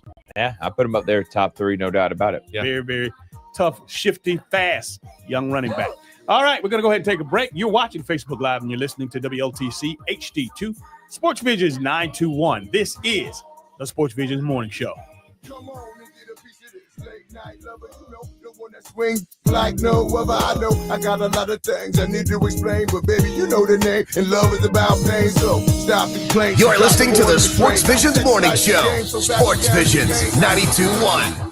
$5,000. That's the average amount of money people in the U.S. are now spending on gas in a year. $5,000. That's crazy. If you drive, you have to download Upside, the free app that gives you cash back every time you get gas. That's right. You can earn real cash back with Upside just by buying the gas you're already buying. You can literally start earning cash back today. I use Upside every time I fill up, and top users make $200 to $300 per month. You're putting gas in your car anyway. Why not get real cash back? If you like free money, download Upside. I'm saving the cash I earn from using Upside to help pay for a vacation later this year. Download the free Upside app now to earn cash back every time you buy gas. Use promo code BUMPER25 to get an extra 25 cents per gallon on your first tank. You can cash out anytime right to your bank, PayPal, or a gift card for Amazon and other brands. Just download the free Upside app and use promo code BUMPER25 for a 25 cents per gallon bonus on your first tank. That's code BUMPER25 for a 25 cents per gallon bonus.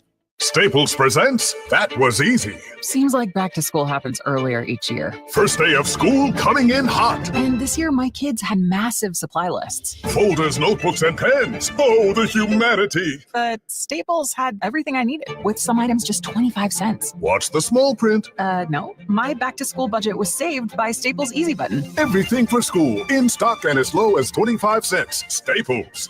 That was easy. In-store, online, and on the app. In 23 while supplies last. Minor League Baseball is back in Columbus. Catch Clingstones baseball every night on Sportsvisions 92.1. Your home for the Sportsvisions Morning Show with DJ Jones and Thrift Behringer, the Dan Patrick Show, The Herd with Colin Cowherd, and the Paul Finebaum Show.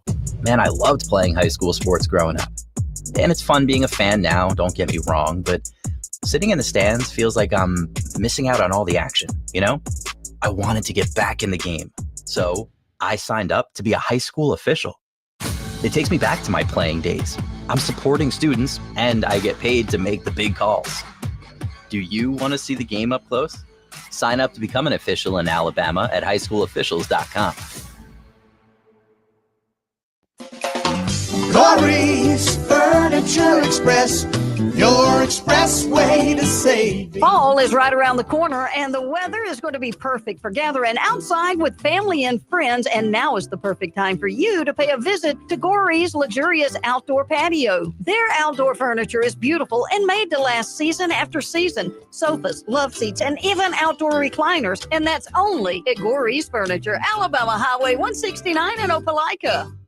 Finding great candidates to hire can be like, well, trying to find a needle in a haystack, but not with ZipRecruiter. Its powerful technology actively finds and invites qualified candidates to apply to your job. So while other companies might deliver a lot of hay, ZipRecruiter finds you the needle in the haystack. See why 4 out of 5 employers who post a job on ZipRecruiter get a quality candidate within the first day. Try ZipRecruiter for free at ZipRecruiter.com/free. That's ZipRecruiter.com/free. I love playing sports, especially for my school. And that's because school sports are special.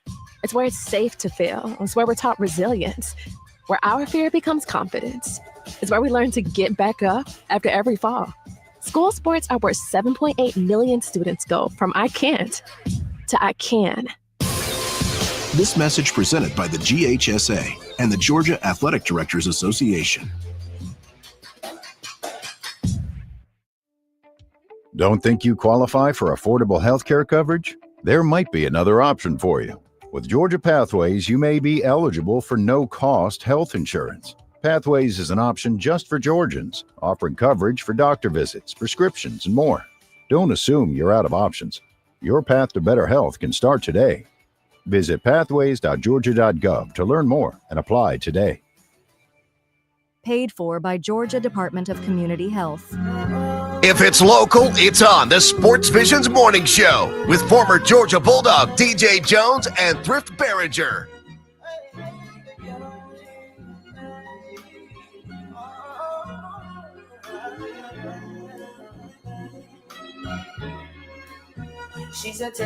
Welcome back to the Sports Visions Morning Show. Man, that's my song. Hey. Good Friday morning, everybody. TGIF.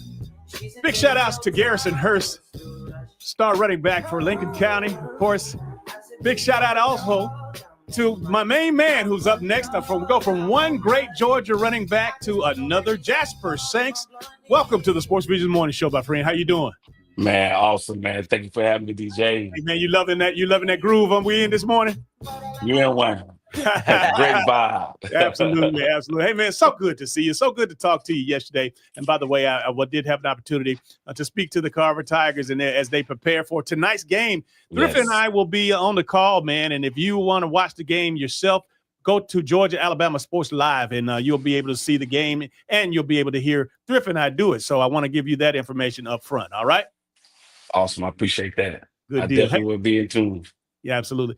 Jasper, I tell you what, man, being one of the greatest running backs to have ever played at the University of course, I called it the University of Carver, but, Carver High School, you went down in history. You were Parade Magazine All-American, the number one prospect in the country when you came out.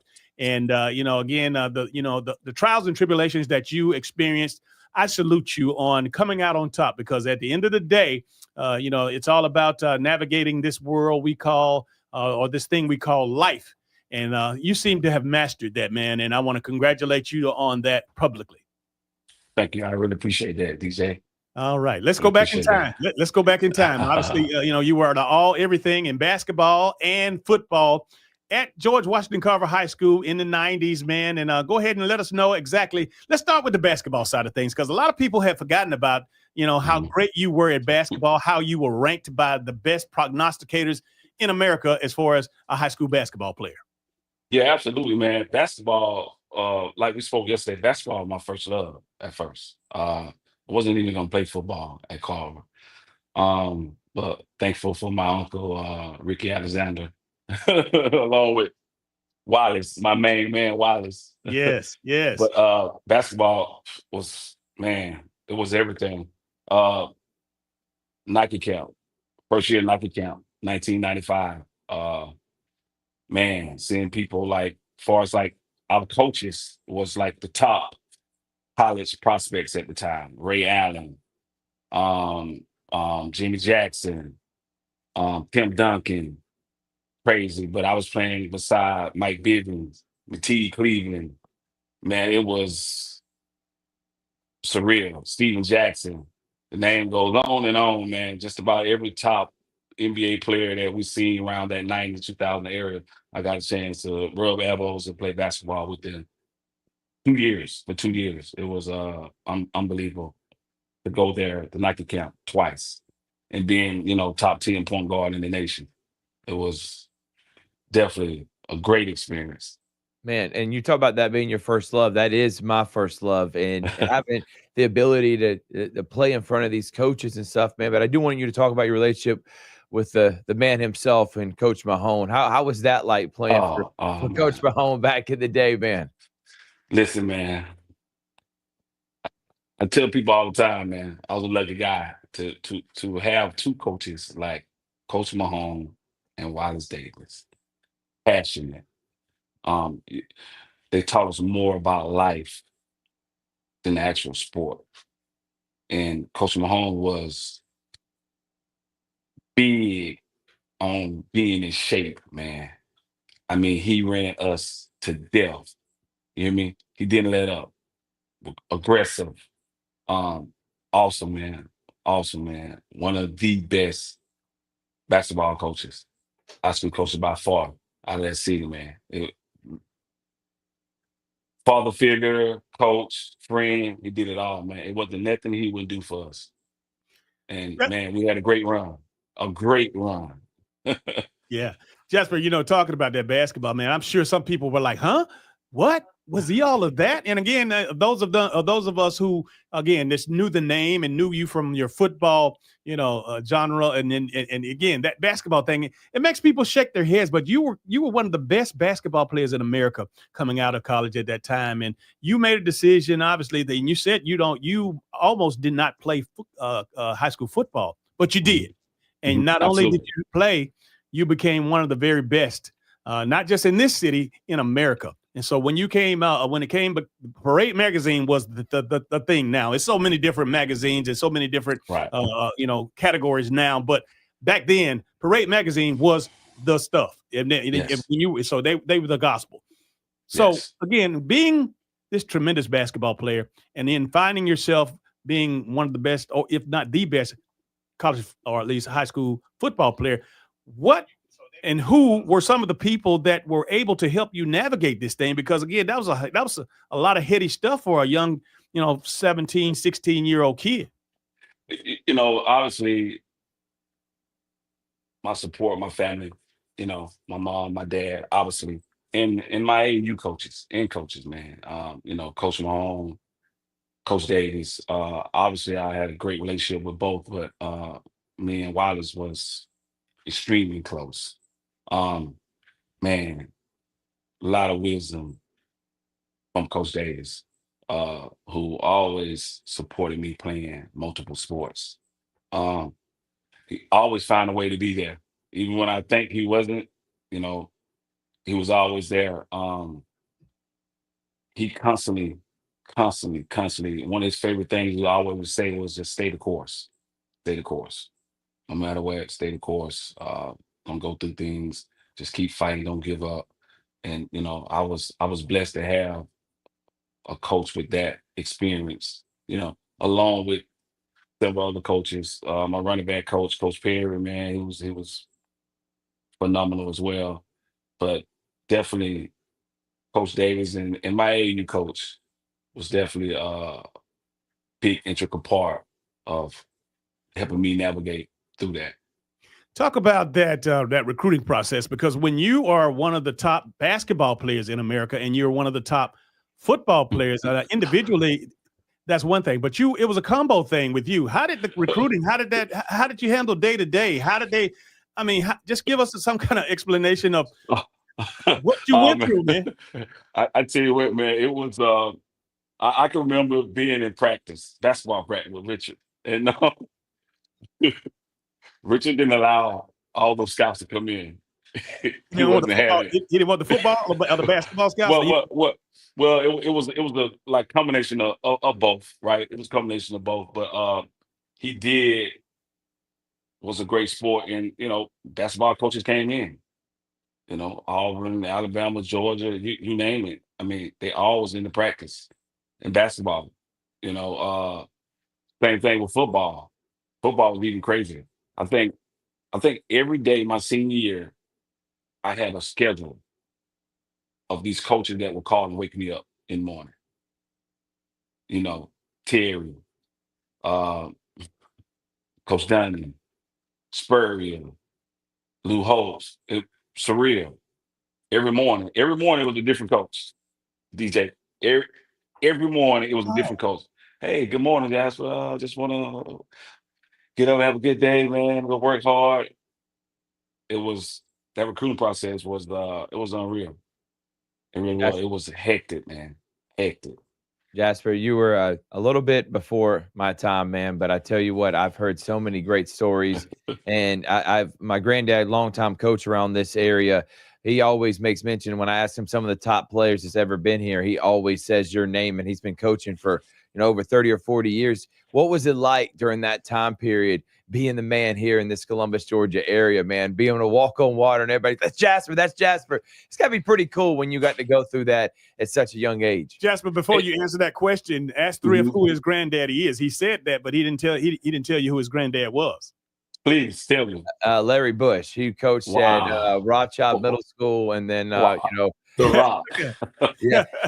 Wow. Yeah, that's my granddad. He loves to talk old stories, man. I pick his brain all the time, but he loves Jasper. I should have mentioned Larry Bush. I don't know why I didn't. Hey, your granddaddy needs to kick your ass. Listen, he's my hero. So, granddaddy, I'm sorry. You better believe it. Legend. You better believe it. Thank you, Legend. Jasper. Legend. But I tell you what, man,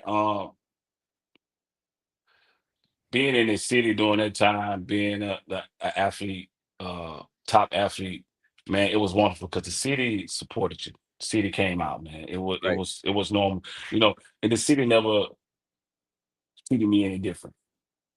They didn't like single me out. It was just all support, all love. It was man, a great, great, great experience to be in Columbus, Georgia, especially during that time playing sports, because I mean, Carver was necessarily the biggest and like nationally known like it is now, but we finally had started getting that attention where we started getting college coaches to come down here and pay attention to us because we didn't have social media, right? So the other coaches and team that we played promoted us even more. Like the Nunes and the Cowitas, Coach Crunner, I can never forget after the game of high school, he was like, "Look, man, I've been coaching for a long time, yeah, man. Man, you're running downhill. I hope Georgia paying attention to that." And it's just so awesome now to even see where the city and Carver's at now, man. It gives me goosebumps. It makes me so happy to see where the city at now. Former Carver Tigers phenom Jasper Sanks is our guest this morning on the Sportsvisions Morning Show. Jasper, it's no secret that Carver Spencer Week is the Heritage Bowl, as they call it now. Again, what a tremendous opportunity to compete against a lot of your friends, relatives. Again, this rivalry has been going on for 63 years, and you had an opportunity to play in it. And any special memories with you that you want to talk about? Oh, man, let me tell you, man. My sophomore year, it was kind of my breakout game. And I can remember before the game, Coach David had this special chant that he will always do before we hit the field. It'll get extremely quiet, and he'll just bust out, "Who are we?" Right? And we knew, Tigers. He'll say it again. And coming out at Connect Stadium, getting that first touchdown was unreal in that game. Looking into the stands, man, it was also the band. It was everything was electrifying. It is the rival. It is the game in high school. My 4 years there at Carver, it was all about the Spencer game. I mean, Kendrick was big too, but Spencer, it was just a different vibe. Different vibe. You had the opportunity, obviously, after your career to move out to Texas, man. Tell us how that's going, because obviously a Georgia boy coming in, of course, going to school in Athens and moving out to Texas, and obviously, having a beautiful family, wonderful career. Share with us what's going on with you. Man, out here in Texas, it's a different island out here. It's football out here is another level, DJ. The high school stadiums and stuff out here look like college. It is unreal, man, along with the heat. Along with the heat. But it's been great, man. Me and my college sweetheart, who I married, Christine, from college, two beautiful daughters, Savannah and Kayla. My oldest, Savannah, just started high school, volleyball player. Actually, both of them are. My oldest, outside hitter, 6 rotation player, and my youngest is a setter. She just started junior high, 7th grade. But it's been phenomenal, man. Work, home, family life, it's been phenomenal. Ups and downs, but hey, part of the family. Yeah. And being in a family is the beautiful thing. We're still out here and healthy, and man, I have no complaint. Jasper, one of the most inspiring things, man, is overcoming adversity, man, and not letting things define you. I see so many times guys that I graduated with in this area that I thought were the real deal. And then, they have to hang up the cleats, put up the basketball shoes. And that was who they were. And they kind of lose their self in that. How did you not lose yourself, Jasper? What's your advice for those who are going through being at the highest point on the mountaintop and having to navigate through life like the rest of us, which has been all inspiring, man. Maybe, there's no actual like blueprint, but I can tell you timing is everything and support. My wife at the time, I can remember 2 years went by and I never got a shot in the NFL. And she was in the airport and she noticed this huge guy, everyone walking up to him, asking who he was. And come to think of it, it was Doug Williams. Wow. Who was the director of personnel at Tampa Bay at the time. And she was like, hey, my boyfriend never got an opportunity. Yada, yada. And he flew me in. It didn't work out. But I remember when I got back, the first thing that she said was, hey, you try, keep your head up. Hey, it's time to move on and just go. Got a lot of life to live. It is what it is, right? You don't give up. Use those experiences and be blessed that you had opportunity to experience those things that you did, right? Because necessarily it's not all about the ability. It's not about how much stats. It's not about how good you was. I mean, timing has a lot to do with it as well, right? We sometimes we make bad choices and decisions, but hey, being a young teenager, that's going to happen. Doesn't matter. It's going to happen, right? Yes. Right. It's just what you're going to do after that point. And I tell all the guys, hey man, always have a plan. Right. Tell you what, yes, sir. Your life, man. I tell you, and again, I understand that you are working on a documentary, have been for quite some time. But yes. I do. Before we talk about that, let's go back to another part of your life that a lot of people don't know. We talked about the great basketball career and all the recruitment and football, but Fork Union was a place. Wow. It was actually a decision you had to make, going to a prep school, immediately leaving Carver High School, as opposed to going on and taking advantage of that opportunity that you had. But Fork Union is where you went. A lot of people say, well, what is Fork Union? Well, you can explain, first of all, what Fork Union is and who are some of the people that benefited from that system. Man, Fork Union is so basically in a nutshell, it's kind of like a boarding school, right? But it's an extra year of high school that you can go to improve your grades, SAT. You can even have an opportunity to not graduate high school to go to that school to repeat your 12th grade year. And then there's also another place where kids that didn't get that attention and that exposure that can go, right? It's a prep school as well, but very expensive school, but the structure is set up like a military. It's literally in the middle of nowhere, DJ. There's no female, all male. It starts from 5th grade up to postgraduate, which where I attended. And the reason I ended up that because of out of Carver, I didn't have my SAT score high enough. And I could have went to Georgia as a Proposition 48. Because during that time, it was only allowed one athlete that year to use that. And I decided to let Jermaine Phillips, who went on to play with Tampa Bay, to get that position. And I ended up going to Fork Union, and it was amazing. The coaches, shout out to Coach Schumann and Coach White up there. That program is phenomenal. Man, you're talking about Plexico Bears, Eddie George.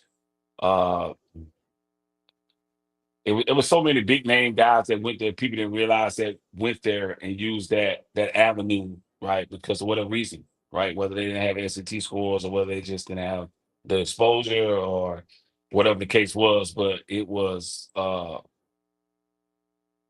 amazing,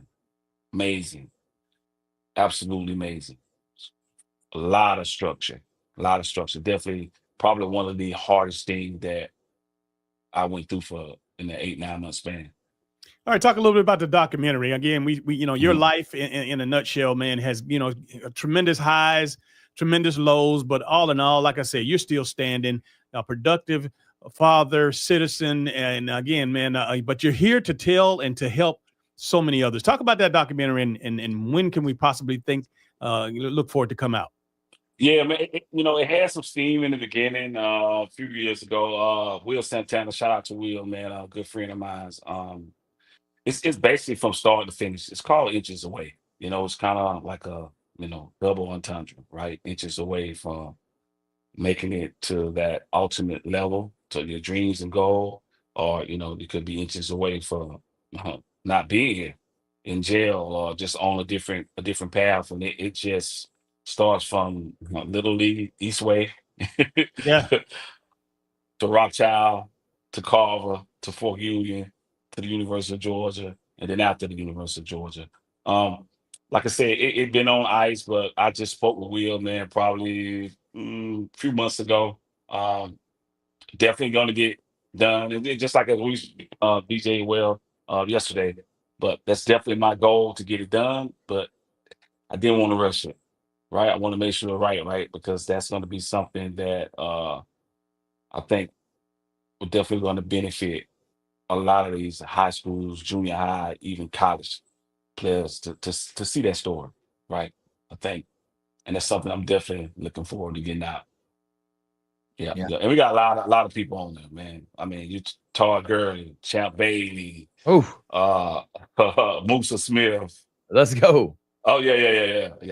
So it's I definitely can't wait, but it's coming. Good deal, man. We talk about all of this, and again, I know that you're a family guy. Your mom and dad, I tell you what, I think the world of them, and I applaud them for helping you navigate the system. You also had your brother, that your twin. A lot of people remember your twin who was fatally killed back in the day. But I want to give you an opportunity to speak to the strength of your family and how they were able to hold together through it all, with all the ups and downs and all the success and some of the failures, man. Talk about your family. Man, it was tough, man. Man, and I definitely for my parents, right? I mean, the highs and the lows, every time something happened, right, in the paper, right? So many years of just all good stuff, right? And then, finally I get to college and a few hiccups, and and then that happened to my brother, and my best friend. While I was like to mention, Runner Coleman, Slick. They've been strong. It's been tough. It's been really hard and tough. But I tell you what, they are very in tune and spiritual with their man above, and that's been one of the things that my parent has always had, that solid background with faith, and they definitely did a phenomenal job. I love them too, more than anything. Right? They're still ticking, and especially my mom. I mean, I was in Fort Union on the payphone. I call my mom every day. Phone bill was ridiculous. But I tell you what, it's important, right? That support is important, DJ, right? I mean, for that athlete, right? No matter what. I mean, it's very important. It's something that I'm definitely grateful and appreciative of. Well, I'll tell you one thing, man. You have this has been a wonderful experience. Again, we can share this before the documentary, and again, Thrift. There's a lot of folks that might not necessarily be up this time of morning, but the good thing about social media and the good thing about Facebook and YouTube, it's going to be around. Tell everybody how they can watch this interview, or how they can send it to somebody and tag somebody. Yeah, it's on Apple and Spotify right now. You can listen to us via commercial free, and any way you listen to your podcast. We're also live on Facebook and on YouTube, which you can go back and watch, and the Sportsvisions radio app. So plenty of ways to go back and listen to this interview, and it's been a pleasure, man. Jasper, we're going to miss you, man. Carver Spencer tonight. Thrift and I will be in the booth again. You can catch us. Thrift, give him the details on how he can actually, tell his friends and, text his friends and tag his friends on watching the game tonight. I'll definitely get DJ also to send you the link too. But it's Georgia, Alabama Sports Live. That is Georgia, Alabama Sports Live. You type that in YouTube or on Facebook, all four of those words, you'll see us pop up, and you'll see the Heritage Bowl link, and you just click on it. You can watch us via on your smart screen TV, because most TVs got YouTube on it already, or you can watch it on your phone via Facebook as well. Jasper, I'll be sure to tell all of your good friends, man, that you said hello.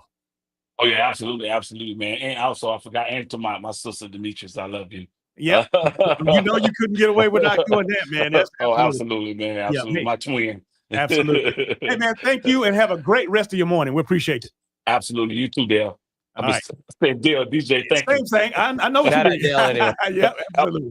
Shout out. All right. Yes, sir. All right. Jasper Sanks, man. He put some knowledge on you, some history. A lot of knowledge, and he was fantastic. I appreciate him, and that was an unbelievable interview. People just don't understand, man. They know of Carver, they hear Carver, they might not like Carver, but that's been a tradition. That guy goes back to the 90s, and you talk about Parade All-American. You know the greats, of course. Jasper Sanks, that Jasper Sanks, but then you talk Isaiah Crowell, and you talk about Jarvis Jones and all the newbies. But go back to the day when, of course, there was. Again, Thurman Butler, again, Harold Jordan, Four Barrel, Glenn Ford. And oh my goodness, this is all before my time. Those are the shoulders that all of these young men, and including myself, that we're standing on. So again, it's just, it's amazing how much production and how much positivity has come out of that little old school on the hill. Yeah, no doubt about it, man. And I think that's awesome. And I think it's a great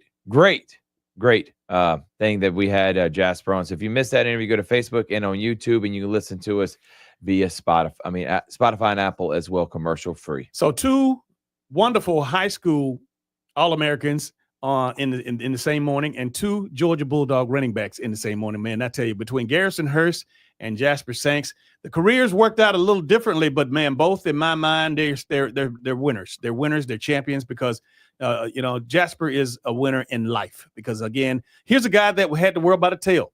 And again, he was destined for professional basketball and football. He had his pick of the litter because, again, of just the talented athlete that he was. However, didn't work out, but he found a way to, of course, to navigate this thing we call life. And of course, the other guy, Garrison Hearst, with the tremendous, went on to have a wonderful career. And of course, Heisman Trophy type year at Georgia, and of course played in the National Football League at a high level, but injuries took him out, and was still able to come out on the other side. So there's 2 tremendously different stories, tragic stories in a sense, but end up successful. Yeah, and that's the point, overcoming adversity, and we love hearing that, man. All right, we still got Jack Johnson on deck. He's the voice of the Columbus Clingstones. Big shout out to everybody out there. Thank God it's Friday. You're watching Sportsvisions on 92.1 FM.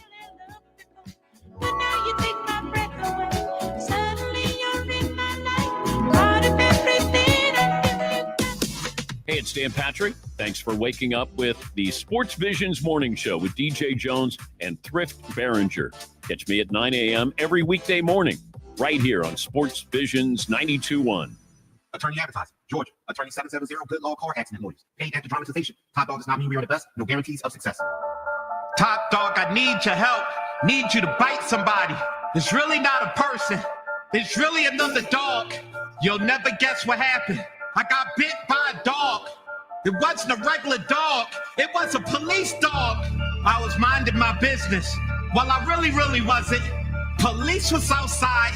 They were serving a warrant. Wanted to see what was going on, so I went outside. Dog, I was the person they was chasing. Then he bit me. The dog was trying to kill me. He was standing over me. Kept biting me. They saying I'm resisting. They saying I'm going to jail. I'm saying I didn't do it. You got the wrong person. I really didn't do it. You ready to go bite? Make them bleed like I did? Any accent, call the dog. Top Dog Law. Millions of Americans take medicine like Ozempic and Zepbound. Many of them are overpaying by thousands of dollars a year. These GLP-1 medications for diabetes, weight loss, and more may not always be covered by your insurance, but GoodRx can help. GoodRx helps you save every month on prescriptions at over 70,000 pharmacies nationwide. Best of all, it's free to use. Check GoodRx to save on GLP-1s. Just go to GoodRx.com/GLP. That's GoodRx.com/GLP. GoodRx is not insurance, but can be used instead of insurance, including Medicare and other federal and state-funded programs. $5,000. That's the average amount of money people in the U.S. are now spending on gas in a year. $5,000. That's crazy. If you drive, you have to download Upside, the free app that gives you cash back every time you get gas. That's right. You can earn real cash back with Upside just by buying the gas you're already buying. You can literally start earning cash back today. I use Upside every time I fill up, and top users make $200 to $300 per month. You're putting gas in your car anyway. Why not get real cash back? If you like free money, download Upside. I'm saving the cash I earn from using Upside to help pay for a vacation later this year. Download the free Upside app now to earn cash back every time you buy gas. Use promo code BUMPER25 to get an extra 25 cents per gallon on your first tank. You can cash out anytime right to your bank, PayPal, or a gift card for Amazon and other brands. Just download the free Upside app and use promo code BUMPER25 for a 25 cents per gallon bonus on your first tank. That's code BUMPER25 for a 25 cents per gallon bonus. At the YMCA, finding your why starts by making an impact together, touching lives for the better. It can be the gift of time or treasure, supporting a community through talent without measure. Here, compassion fuels commitment, finding fulfillment through enrichment, serving and improving. What a way to live, and what a gift it is to give. Find your why and get involved today at ymca.org for a better us. Staples presents That Was Easy. Seems like back to school happens earlier each year. First day of school coming in hot. And this year, my kids had massive supply lists. Folders, notebooks, and pens. Oh, the humanity. But Staples had everything I needed, with some items just 25 cents. Watch the small print. No. My back to school budget was saved by Staples Easy Button. Everything for school, in stock and as low as 25 cents. Staples. That was easy. In-store, online, and on the app. In 23 while supplies last. Just 2 Columbus Clingstones homestands remain at Synovus Park this season as they host Pensacola August 19th through the 24th. Enjoy Senior Night on Tuesday from Spring Harbor. Wet Nose Wednesday presented by the law offices of Gary Bruce. Thirsty Thursday is also College Night presented by Columbus State University. And Fireworks Friday presented by Georgia Power. Saturday features a fuzzy bobblehead giveaway presented by Charbroil and a special jersey auction for pediatric cancer awareness. And Sunday wraps up the week with Kids Run the Bases. Get your tickets now at clingstones.com. Save big during Labor Day at Lowe's. Get up to 40% off select major appliances. Plus, buy more to get up to an additional 20% off. Shop even more savings with 3 Stay Green 1 cubic foot vegetable and flower garden soil bags for $10. This Labor Day, take care of your home for less at Lowe's. We help, you save. Valid through 9/3. Soil offer excludes Alaska and Hawaii. Selection varies by location. Select locations only. While supplies last. See Lowe's.com for more details. WLTC HD2 Casita and W221DP Columbus. You're listening to the Sports Visions Morning Show. Sports Visions 92.1. Your home for the Dan Patrick Show, 9 to 12 on Sports Visions 92.1. Now back to the Sports Visions Morning Show. Here's former Green Bay Packer DJ Jones and Thrift Behringer.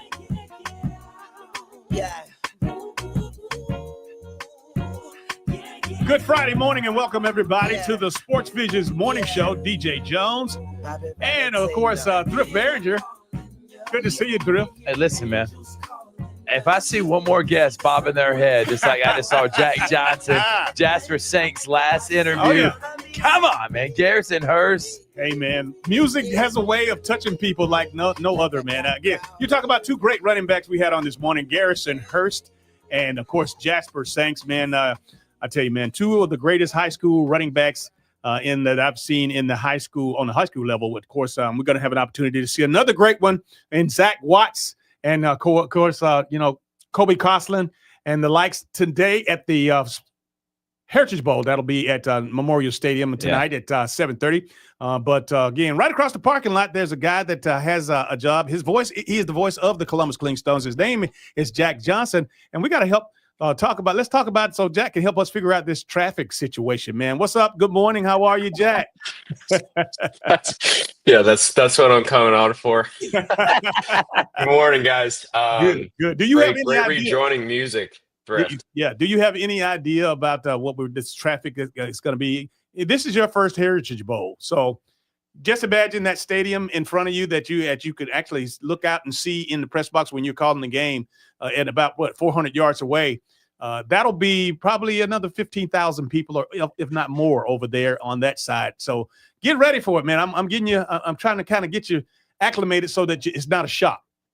Yeah, you got to make sure the bolts are tight for everything in Columbus because we're going to be putting pressure on that part of town like we haven't in quite a while. But again, this is what we wanted, right? We wanted this kind of energy and enthusiasm around Synovus Park, around the Civic Center. And so, we certainly have it every night that the Clingstones are in town. But now that we're very fastly approaching the teeth of football season. I can't really think of a more exciting time to be here.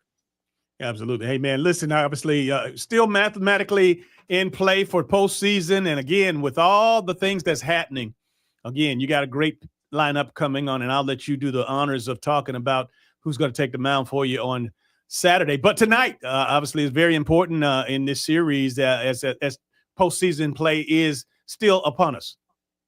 Yeah, no question about it, DJ. And I want to kind of frame it like this. Tonight, you have the ace of the Clingstones going on the mound. Ian Mejia, he's the league leader in wins in the Southern League. He's 10-2. He has a sub-3 ERA. We've talked about him a lot this year. Saturday, you have the ace of the Atlanta Braves pitching for the Columbus Clingstones. So that's a pretty good back-to-back. Chris Sale's making a major league rehab start. He'll be the very first major league rehab appearance of any kind, position player or pitcher, to perform for the Columbus Clingstones. You could not ask for a player of a bigger magnitude in the current day. He's the reigning Cy Young Award winner. And so he's made 2 starts with Gwinnett already, but making one at Synovus Park on Saturday night under the lights. His opponent will be Thomas White for Pensacola, who is the top left-handed pitching prospect in minor league baseball. So this is an exciting game because you have the mix of Chris Sale and also who's done it for 15 years at the major league level, and then also his opponent who grew up a Red Sox fan, watched Chris Sale win the World Series with Boston. And many people think could be the next great left-handed pitcher in the bigs. So certainly an exciting night coming up. Sign me up. I'll be there. Can't wait. Saturday night. You've already set the stage for me, and man, it's going to be a lot of fun. But Jack, I kind of set the stage for these next 3 games. 3.5 back. You just made mention you got the best pitcher on the Clingstones roster and the best pitcher on the Braves roster pitching the next 2 nights. In favor, makes you think in favor of the Clingstones. If they win the next 3, they'll be a half game back. How crucial are these 3 games, in your opinion? Are they must win for the Clingstones if they want to win the division this year? I think you certainly need to view it. If you extrapolate it just a little bit, Thrift, I think the goal for the Clingstones this week was always to, at the very worst, secure a split.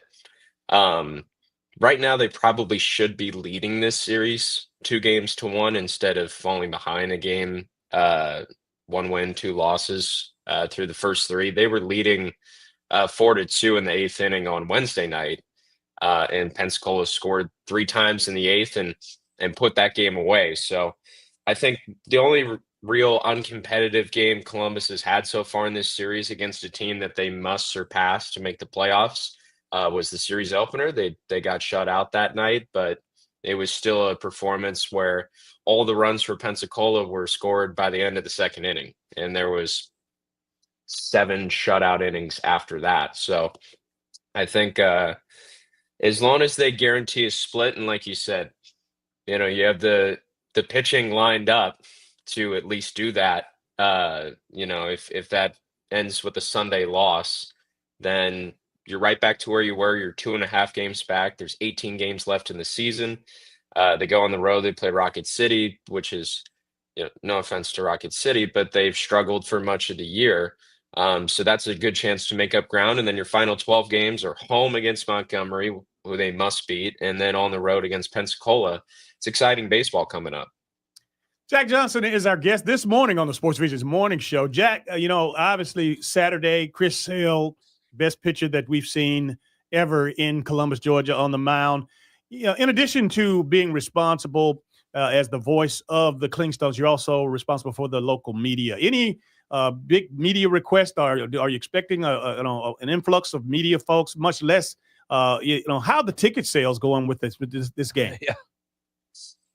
As you can imagine, the ticket sales are going very well. We're going to have a very big night at the ballpark. It's Gold Glove Charities Night. The first 1,000 fans through the gates receive a bobblehead of our mascot Fuzzy. And that's been one of the more talked about giveaways that we've offered all year. And so because of that, it was already going to be packed out on Saturday night. Now you add Chris Sale into the mix, someone that a lot of Braves fans that live in the Chattahoochee Valley certainly enjoy watching, but maybe because of his short tenure with the Braves, haven't really gotten that much of a chance to see up close and in person. And that's exactly what Synovus Park offers, is a setting to watch one of the game's greatest left-handed pitchers of all time perform at a much closer vantage point than if you were at Truist Park. And so there's certainly a media presence that'll be on hand on Saturday. And fortunately for me, I just can draw upon the experience that I've had in Gwinnett at the AAA level with the rehabs that we got there. And so it'll look a little bit different than we had in AAA, but also Chris is a professional and knows the drill. And so he'll be available to media after his start. What is capacity at Synovus Park? Capacity is around 5,000. And so we've had several sellouts this year. Obviously, the very first game, Memorial Day, 4th of July. We've been fortunate being around in town for most of the holidays, and Saturday's going to feel like another holiday. Being as thorough as you are as a game announcer, obviously, you have a meteorologist hat in your back pocket. What are you hearing about the weather?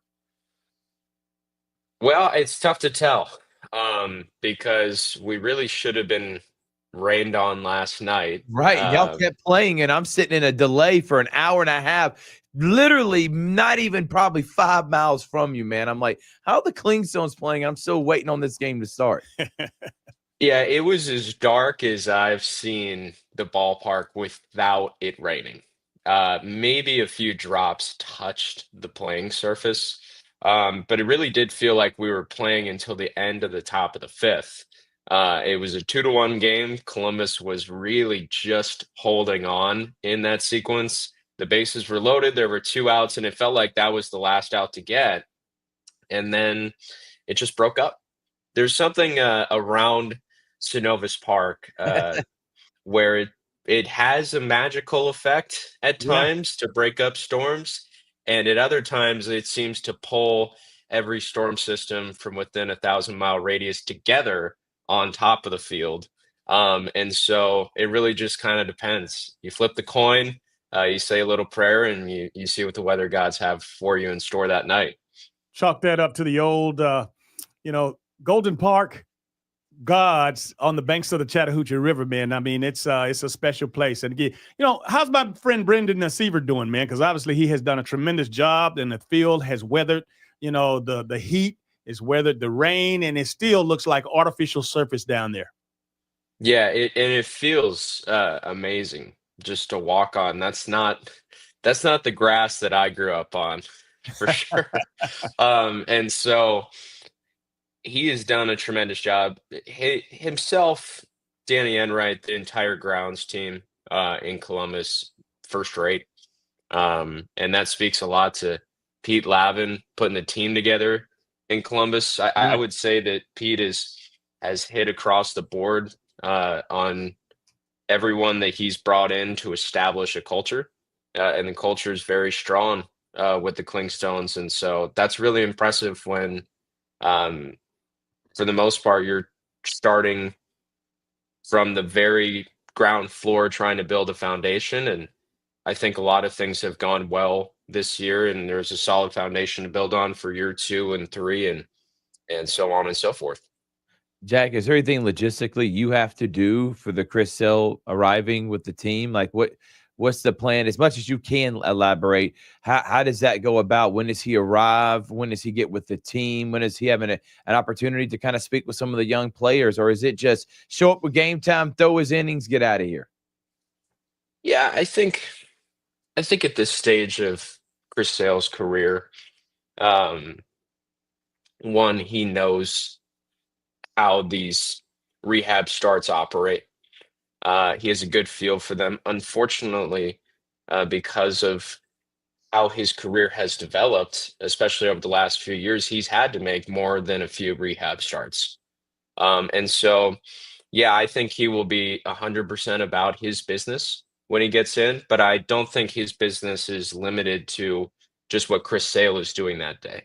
I think that there's some opportunities to speak with young pitchers, young players about how he prepares for the game. There's opportunities to speak with coaches, with the Clingstones. Certainly we'll have a lot of people in town from the Atlanta Braves that want to watch the ace, how the ace of the staff is doing, especially because, other players like at Austin Riley, for example, they're shut down for the rest of the year. Chris Sale's trying to come back and join the club for the last month of the season. And so I think there's going to be a window for him to speak to the team, maybe not in a controlled setting, but just get to interact with some players, get to interact with some pitchers. I've heard from my friends in Gwinnett, where he's made 2 rehab starts already, how enjoyable he was to be around, and how he was nothing but a positive presence there, and certainly took good care of both clubhouses, which is kind of par for the course for a rehab start. And so I think that's the real exciting part is, I'd love to, personally meet Chris Sale, but the opportunity for the young players that grew up watching him, the chance to actually get to see him in a setting where they can ask him questions about what makes him one of the greatest pitchers in the game today, anything that they can take from that can get them another step closer to their dream, which is making the big leagues. And so that's really cool to have him in town for that reason, I think. He is the voice of the Columbus Clingstones, Jack Johnson. And Jack, you have been very, very pedestrianly, referencing his Chris Sale in the media and all of that stuff, man. But this is one of the biggest opportunities in my mind in the Clingstones history in the inaugural season. Having a guy of this magnitude come in, I know that you're very humble and you have a job to do and you're mild-mannered, but still, you have to juggle calling a game and handling the media request and all the things that go and the bells and whistles that go around one of the greatest players, greatest pitchers in the game. I mean, just talk to us a little bit more about it. And I know maybe there's some things you can't say and some things you're not supposed to say, but this is a big deal. And I know you make it look very, very, modest, but this is a big damn deal, man. And I know you being in charge of what you're in charge of, there's a lot more to it than what we even know. Yeah, it's a big deal. And I certainly don't want to undersell it, because we're in the business of selling tickets. And so this is without a doubt, probably the biggest pitching performance in Columbus in the last 2 decades. Before that, there have been a lot of big pitching performances in Columbus. However, we didn't know at the time, right? The difference between Chris Sale pitching here, and we've had a lot of legendary pitchers over the years. When Stan Musial pitched at Golden Park, and he did at one point in Stan Musial's career, he was attempting to be a pitcher before the Cardinals organization converted him into one of the greatest hitters that baseball has ever seen. He was in spring training as a Cardinals pitcher, but you didn't know. If you were attending Golden Park that year, you would never know. You would just see another guy throwing the ball. This one comes in with all the pomp and circumstance you could ask for. And so it's a lot of nights, DJ, where I'm at the ballpark and I kind of remind myself, like, this is why the team is here. This is what the region and the city wanted when they put the initial investment in to get this team, right? This is why you and Thrift are excited and have me on after Garrison Hearst. I mean, I grew up watching Garrison Hearst. Trust me, Richard Holdridge I had a Garrison Hearst man. jersey. Listen, Like, Richard awesome. Holdridge shouted you out, Jack, in the actual interview, saying how big of a San Francisco fan you are. So Garrison at least knows Jack Johnson. He may not know your face, but at least heard Jack Johnson, the name, man. That's amazing. I grew up watching him.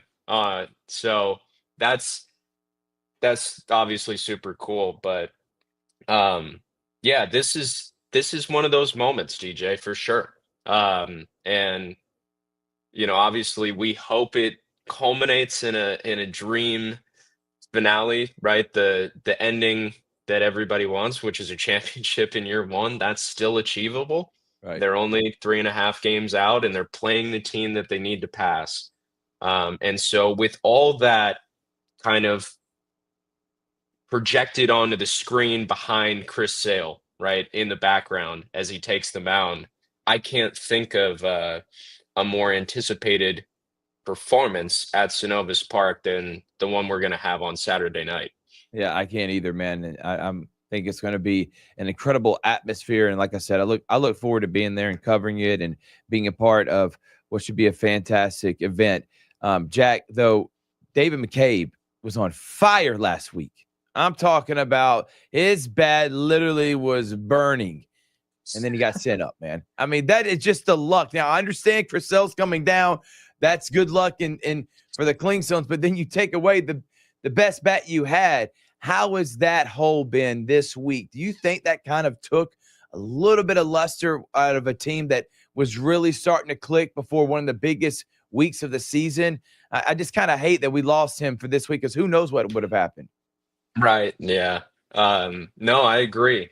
You never want to lose a bat like David McCabe. I think what I drew the comparison to on Tuesday, which I hope I did a good job talking about this over the air, but it just felt like McCabe had graduated.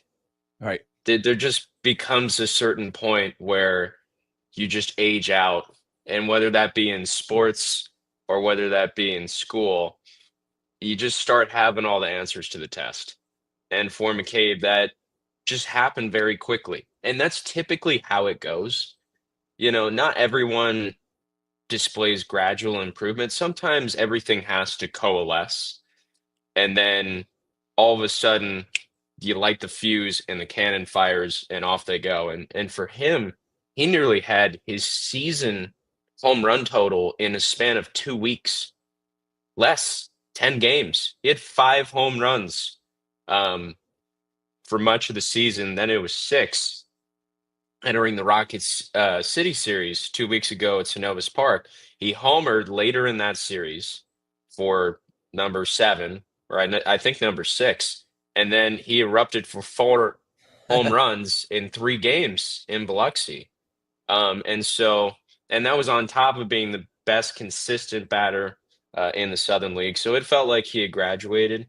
And all the credit to him, because I know how hard he works, how intelligent he is. And a lot of times when you're that intelligent, it's the simple things that help you. And it was a small mechanical adjustment that unlocked a lot of things for him. And also just continuing to trust the plan that he brings to the plate each and every game. But that's why the Braves drafted him in the 4th round, was to hit home runs. He started doing it, and now he's in AAA, and I expect you'll see a multi-year big league career out of David McCabe. But yeah, who replaces him in the lineup? I think, Adam Zabrowski's come a long way this year. He looks like a much more confident hitter. He's already got 2 doubles, 4 RBIs through 3 games in this series. Had a 3 RBI double last night that broke the game open. So that would be the guy that I point to as who's going to take the mantle out of the 4 spot. And I would look at Zebo, First, Drew Compton, Ethan Workinger. They're all still here, but they need to produce because someone needs to be the alpha of the offense now. Jack, just the last few things here, those house cleaning, if you will. As far as the traffic instructions for the Clingstones fans coming down this weekend, and also ticket arrangements or ticket prices or availability before you go. Yeah, all the best information. I recommend this to everyone. Visit clingstones.com for all information regarding traffic, ticket prices. We've had conversations at the beginning of the year where people thought they were purchasing Clingstones tickets from third party or out of market, and that wasn't the case. So it always, if you want to make sure that you have valid tickets or valid information for anything, go to the website, And if you'd like to call any of the numbers there for further questions or send any emails, that would be the best avenue to do so. Jack, I tell you what, you got a big weekend ahead of you, big guy. Won't see you tonight. We'll be across the parking lot at A.J. McClung Memorial Stadium, but we'll definitely check in and see you on Saturday. Yeah, no question about it. It's cool for me sitting down the third base line that I can see the lights of Memorial Stadium lit up. There's a good energy about that part of town, certainly on Friday nights, and I'm really excited about how this weekend's going to shape up. And this is the stretch run, guys. So let's lock in. No doubt, man. We look forward to it. Absolutely. Thank you so much for waking up with us on the Sports Visions morning show. And look, you have a great rest of your morning, my friend. Thanks, Jack. Appreciate it. DJ, you're coming out for batting practice soon. Hey, I appreciate that. And that will be streamed on Sports Visions, baby. All right. Take care, man. Thanks, Jack. All right. That's Jack, the guy, the voice. Jack Johnson. Man, they got a hell of a weekend in front of them. I can't wait. Tonight, we're going to be wang dang doodle together with the Heritage Bowl. 5,000 plus. Tomorrow night. And it'll be another 1,000 standing room only. Huh? You think they'll sell any standing room only tickets? I would take advantage every second of Chris Sell being down here. All right. We're going to go ahead and take a break. You're watching Facebook Live and you're listening to WLTC HD2, Sports Visions 921. We are your hometown sports guys.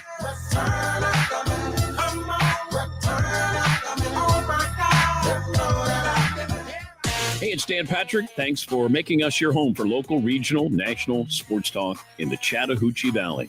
This is Sports Visions 92.1. Good morning. I'm Michelle Jennings, and here are your morning headlines. In Phoenix City, District 3 Council candidate Jamar Gales was arrested on Thursday. This is the third arrest tied to an absentee voting fraud investigation. He faces 2 counts of attempting to commit absentee voter fraud and 1 count of conspiracy. Earlier this week, Talia Hardin and Valerie Carter were also arrested. Police say the investigation remains active. With Georgia's primaries 9 months out, Republicans are chasing Trump's endorsement. Lieutenant Governor Burt Jones has it for governor, but in the Senate race, Buddy Carter, Derek Dooley, and Mike Collins are still competing for Trump support. All while Vice President J.D. Vance visited Georgia Thursday, promoting President Trump's One Big Beautiful Bill at stops in Atlanta and Peachtree City. He highlighted the administration's crime crackdown in D.C., while Second Lady Usha Vance visited a Cherokee County school for her summer reading challenge. From WRBL News 3, I'm Michelle Jennings. Have a joyful rest of your day. Good Friday morning. We are waking up to more clouds as we are wrapping up the week with those temperatures near seasonal averages this morning. Scattered showers and storms likely this afternoon and evening with those highs in the upper 80s. Tonight, mostly cloudy and humid, lows falling into the low 70s. For Saturday, scattered rain and thunderstorm chances remain as a front continues to be stalled out across the south. A reinforcing front arrives Monday with slightly cooler and less humid conditions. Progressive's Auto Quote Explorer lets you easily compare direct rates from different insurance companies, so you can be confident you're getting the right one, even if it's not with Progressive. Way more confident than you were when you tried online gaming. Who knew 12-year-old boys could be so mean? And where did they learn to swear like that? 2 hours of losing to these underage trash talkers, and you're starting to question if maybe you really should stick to pickleball and other boomer stuff. So use Progressive's Auto Quote Explorer and be confident you're getting insurance that's right for you. Progressive Casualty Insurance Company and affiliates. Not available in all states or situations. Prices vary based on how you buy. Attorney advertising. Georgia. Attorney 770 Good Law Car Accident Lawyers. Paid after dramatization. Top dog does not mean we are the best. No guarantees of success. Top dog, I need your help. Need you to bite somebody. It's really not a person. It's really another dog. You'll never guess what happened. I got bit by a dog. It wasn't a regular dog. It was a police dog. I was minding my business. Well, I really wasn't. Police was outside. They were serving a warrant. Wanted to see what was going on, so I went outside. Dog, I was the person they was chasing. Then he bit me. The dog was trying to kill me. He was standing over me. Kept biting me. They saying I'm resisting. They saying I'm going to jail. I'm saying I didn't do it. You got the wrong person. I really didn't do it. You ready to go bite? Make them bleed like I did? Any accent, call the dog. Top dog law. Finding great candidates to hire can be like, well, trying to find a needle in a haystack, but not with ZipRecruiter. Its powerful technology actively finds and invites qualified candidates to apply to your job. So while other companies might deliver a lot of hay, ZipRecruiter finds you the needle in the haystack. See why 4 out of 5 employers who post a job on ZipRecruiter get a quality candidate within the first day. Try ZipRecruiter for free at ZipRecruiter.com/free. That's ZipRecruiter.com/free. Don't think you qualify for affordable health care coverage? There might be another option for you. With Georgia Pathways, you may be eligible for no-cost health insurance. Pathways is an option just for Georgians, offering coverage for doctor visits, prescriptions, and more. Don't assume you're out of options. Your path to better health can start today. Visit pathways.georgia.gov to learn more and apply today. Paid for by Georgia Department of Community Health. You're listening to the Sportsvisions Morning Show, brought to you by Global Diagnostic Services and the Finley Firm. Now back to DJ and Thrift on Sportsvisions 92.1.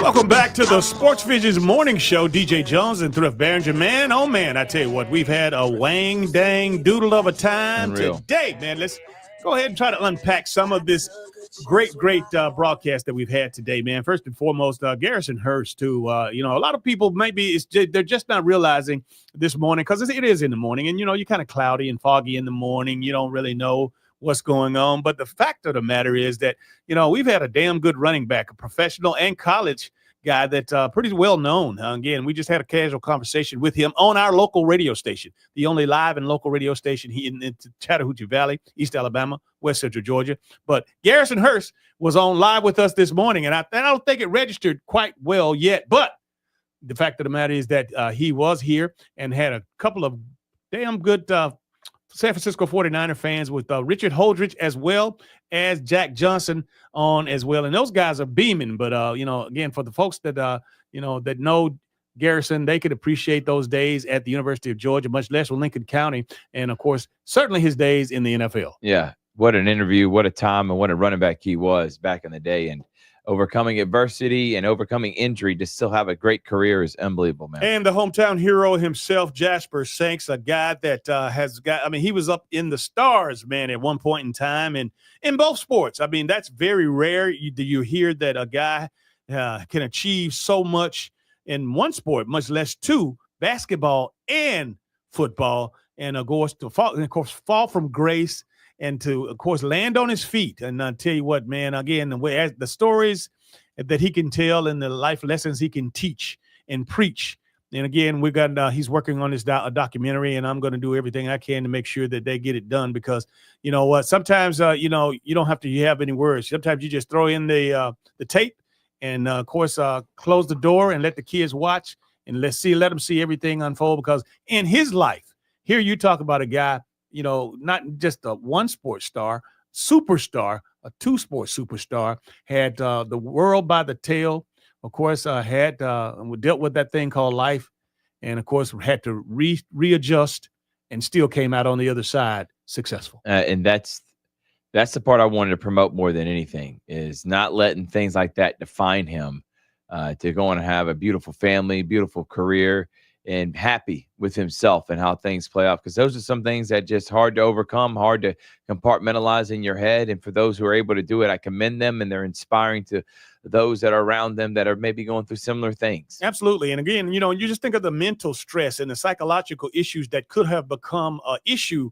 with Jarvis, with Jasper, talking about, having all of that success, going to Georgia, not getting an opportunity to play, didn't get drafted, didn't get a free agent signee. His wife sees Doug Williams, who just happens to be a personnel guy. Doug Williams, the all-star quarterback, of course, Washington Redskins, Super Bowl champion and Super Bowl MVP. He was in the front office working in personnel with the Tampa Bay Buccaneers, the team that drafted him out of college. And, get this, his girlfriend saw him in the airport, saw Doug Williams in the airport and said, "Hey, look, my boyfriend is so-and-so and so." And he got an opportunity that he'd never had before. But this just shows you how God works. But he got the opportunity. He got that off of his chest because, again, as great a player as he had been, as talented as he was, got bypassed in the draft, didn't get an offer. But Doug Williams flew him in for him to put some finalization on the fact that he said it didn't work out, but at least he got a shot. So again, inches away, which is the name of the documentary, is inches away from what could have been a superstar career in athletics, inches away of what could have been him going to the grave, inches away from a lot of things that this whole documentary, and I'm looking forward to him, completing this mission as far as this documentary and telling this story. I can't wait, and I want to watch it too, and it's going to be a lot of fun hearing the story of Jasper Sanks, DJ. Absolutely, and of course, most recently, we just got done with Jack Johnson, who's the voice of the Columbus Clingstones, and again, has one hell of a weekend coming up. Media, and I don't know how it works, and maybe Jack doesn't know either with regards to what's going to happen, but you would think, with one of the greatest pitchers of our time being in a rehab assignment here in Columbus, Georgia, all the, outlets in and around this area, much less Atlanta, coming in. And I'm sure there will be a contingency of media folks coming in from Atlanta so they can see firsthand, because if Chris Sales continues with the success that we know hope he will, or if he has some, a setback, they will be right on top of the story and not have to hear it from, one of us. Yeah, no doubt about it. And that's the point where we're trying to make, is that why be the secondhand person telling a story? Get it straight from the horse's mouth. You like to say all the time, DJ. Get straight from the source. Straight from the source. And last but not least, Georgia Alabama Sports Live is, of course, on patrol tonight. Of course, we'll be at A.J. McClung Memorial Stadium. And again, I'm just saying, now this is the only show in town, high school football related. And you know what? It was a reason, I'm sure, when they were trying to figure out all of this, all the resources again. So, folks, if you think that you're not going to be safe and coming down, and you want to come down, and just come on down, because obviously every cop in Muskogee County School District, every cop that's with the Columbus Police Department and the Sheriff Department, believe me, you will be safe. You'll probably be safer at Memorial Stadium than anywhere in the city between the hours of, let's say, 6 and 10 o'clock tonight. I was talking with Kendall Mills, and I told him the last thing I'm worried about is security and safety. Only thing I don't want is rain. And at least we're going to be in the press box. But aside from that, protocol is going to be fine. Come out, have some fun. Here's the thing, though.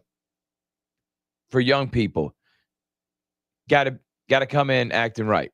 Okay? Cannot come in, and this is for all young people, for all games. And I've seen it at every single school. I don't care what, public or private. I've seen it. You cannot allow the trash talking to get over the line. And that's where the problems start, is that there's a lot of bold people out in the stands that say things that turn into problems. We don't want none of that. We wanted this to be as positive as possible. So let's come out, cheer for your team, have a lot of fun. And I expect great things here tonight. And I think it's going to be a lot of fun. So how much of social media? So, people might huge. They're going to deliver the smoke on social media. So they look to retaliate down there, because they could put the word out, now. And that's what happened last week at Northside Shaw. That's why I say kids can't handle social media at all. There's a lot of keyboard warriors there, and then it gets taken out of context, and then, of course, it translates to then being on the field. I don't mind trash talking on the field, but when it gets out of pocket on social media that lies to fighting, we do not want that. So, yes, I think social media has had a big problem with why kids are acting the way they are. So I'm hoping that doesn't happen tonight, and it's all about the what's happening on the field. Jarvis Jones versus Joe Kegler. That's an incredible storyline. Kegler used to coach Jarvis Jones back in the day at Carver. Both of them played at Carver. And now you got two teams that are coming in as the favorites to win in this region. You got excellent quarterback play in Elijah Fudge and Sebastian Hurd. The running backs are great. CJ Starr, Tristan Gibbons. Let's talk about that.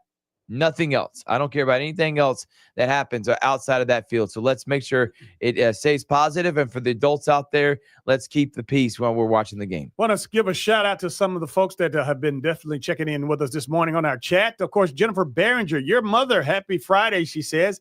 Happy Friday to you as well. 3F's mom. And of course, let's talk with Greg and Roy and Greg and friends. Hey, how's that been going through? If I hadn't, guys, actually, our paths haven't crossed since we were in the afternoons. And again, I know that, Bishop and the crew, I know you guys are still doing, and you're on 106.5, right? Yeah, 106.5. It is Let's Talk with Greg and Friends. Brandon Masters, a new guy that's joined with Dr. Boyd. Myself, Big Rich is also helping out with that. And of course, the man, the myth, the legend, Bishop Gregory Blue. And that's every Monday night at 6 o'clock on Facebook. And then, of course, 6 or 7 on Hip Hop 106.5. Other folks checking in. Debbie Crowell says, good morning, Sports Visions. Go Tigers. Sandra Vett Shelton, as always, checking in. Again, Stanley Crowell, my neighbor and good friend, says hello. And my lovely wife, Candy Lowe, says, good morning. Good morning, honey. And I tell you what, we got a big weekend planned, obviously, starting tonight, celebrating. And hopefully we'll get a little action in tailgating prior to us or prior to me coming to the press box to do the pregame show. We will do the postgame or pregame show in the press box, right? Yes, we will. And I'll be countdown to kickoff up there. We also will be live somewhere on the field when we do our hit for high school game day early on. So looking forward to that, DJ, and can't wait to kind of set the stage for tonight. Remember, we're doing 4 games. I know the highlight is the Heritage Bowl, which everybody tune in, Georgia Alabama Sports Live, YouTube and Facebook, but we also got Tatnall Square at Pacelli. Dave Platt will be on the call for that. We have Harris County traveling to Troup County. That's a massive game, and it's going to be about as packed as the Heritage Bowl. I'm telling you, both those towns shut down and everybody goes, and they're right near each other. So can't wait for that at Callaway Stadium. 7:30 for Pacelli, 7:30 for Harris County, and 8 o'clock. We're traveling to Valley, Alabama, as the Rams host the Gators and Coach Ryan Nelson. I cannot wait for that one. 8 p.m. All a part of our lineup tonight. I tell you what, if you're looking for some tailgate action, of course, we had, Carver Boys captain and president, Vincent Bell, on Tuesday, and he said that, you are welcomed. Of course, they're going to have all kinds of things on the grill and all kinds of things on the menu. They're just saying, hey, look, those of you who can and afford to make a donation, you don't worry about bringing anything down to the grill or anything, that you can just join them, make a donation. Those of you who can't, you know what? They'll work it out. They'll find a way to make it happen for you so that you can have a good time and possibly get something to eat. But yeah, again, if you're worried about, should I take a grill down there? Should I tailgate? Yeah, if you got enough your own contingency and you got, the resources. But if you don't, the Carver Boys will be looking forward to having and hosting you. And again, your donation is appreciated because, just think about it, through. If you go down there, you get you, a couple of dogs or some sausages, or you get some chicken, a piece of chicken or whatever, and a couple of cold beverages. I mean, hey, man, it's worth it. Where else can you drop $10, $20 on, something like that when, again, the money's going, of course, back to a great cause, and these guys definitely give back. Yeah, they do, man. And that's exactly the kind of thing that I love about high school football and the pageantry and tailgating just like that. And we're going to be down there early today, DJ. There's no doubt we're going to meander our way over there by the tailgating area. I got to see your guys, the Carver Boys. I got to see Vincent Bell. What I want is somebody lining up right now, go get your shoes. So like Michael Jordan style, I want DJ walking up to somebody say, DJ, get your shoes right now. Let's line up. Let's go. I would love that, but I can't wait for tonight, man. Absolutely. Absolutely. Looking forward to it. It's going to be a family reunion, man. And again, you're right. I don't think it's not going to be getting no shoes. I ain't racing nobody. My racing days are done. And I'm sure that, again, they get enough of that, pickle juice in them down there. They're going to think that they were young like they were at 17, 18. They're going to get fired up, ain't they? They're going to think they can strap it on now. Yes, indeed. I tell you, looking forward to it. But having this opportunity, again, just go back to the game. Joseph Kegler versus Jarvis Jones. Ooh. This is a huge deal. Carver versus Spencer. Joseph Kegler, the head coach of the Spencer Green Waves, and Jarvis Jones, the head coach of the Carver Tigers. Jarvis Jones was a student and, of course, a player on Coach Joseph Kegler-led team at one point in time at Carver High School. And these two will go at it. And, again, that adds even more significance to this Heritage Bowl. Yeah, it does, man. And that's what makes the storyline so beautiful is both these guys know about this rivalry because they played in it. They one coached the other one played at the highest level.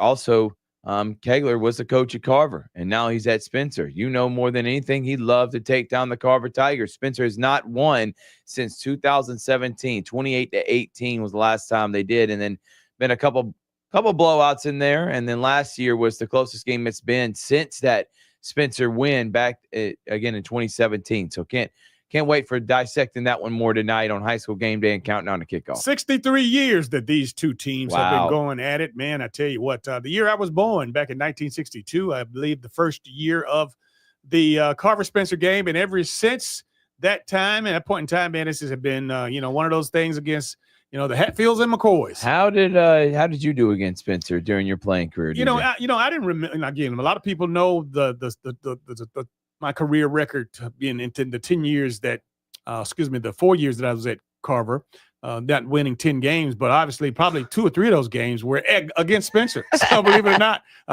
so we did have a fair share of wins. But again, I can remember my freshman year. Spencer had a guy by the name of John Caldwell and Breck Upshaw and Ined and Eddie Jones, and they had Tyrone, they had grown men. And they were into the weights at that point in time, unlike any time that we've ever seen. Because, again, we didn't have a weight room at Carver. But these young men were over at Spencer, had gotten together, and they decided that they were going to make a pledge and commit to getting physical, getting bulked up, getting stronger, getting better. And, these guys broke out with this whole new look. They were beefed up. They were chiseled. And they just looked like college players playing against high school players, but I know they had their way with us my freshman year. And again, I do know that my junior and senior year were successful against them, and I think we might have lost to them my sophomore year as well. But yeah, 500 in my 4-year career at Carver against the Green Waves. And now you see that you may mention not even having a weight room. Jasper Sanks talks about the same thing. And now Carver's a national brand. Well, what people have got to realize too, now Jasper is older than most of you that are listening out there, but I'm older than Jasper. I came in 1980. Jasper again, and that's the whole thing with this. With this whole Heritage Bowl situation is that every 5 years, no less than every decade, every 10 years, there's a whole nother level of stardom. It's a whole nother level of names and people that you identify with. And it's kind of like growing up and following your professional sports players that you love. I mean, I grew up in an era where, Dr. J and Larry Bird and Magic Johnson, they were great. You grew up and who was great? That'd be Kobe Bean Bryant. Yeah. I mean, that's a whole different dynamic with regards to generations of guys. Right. And it's the same way with classes. Everybody thinks that their class was and it should.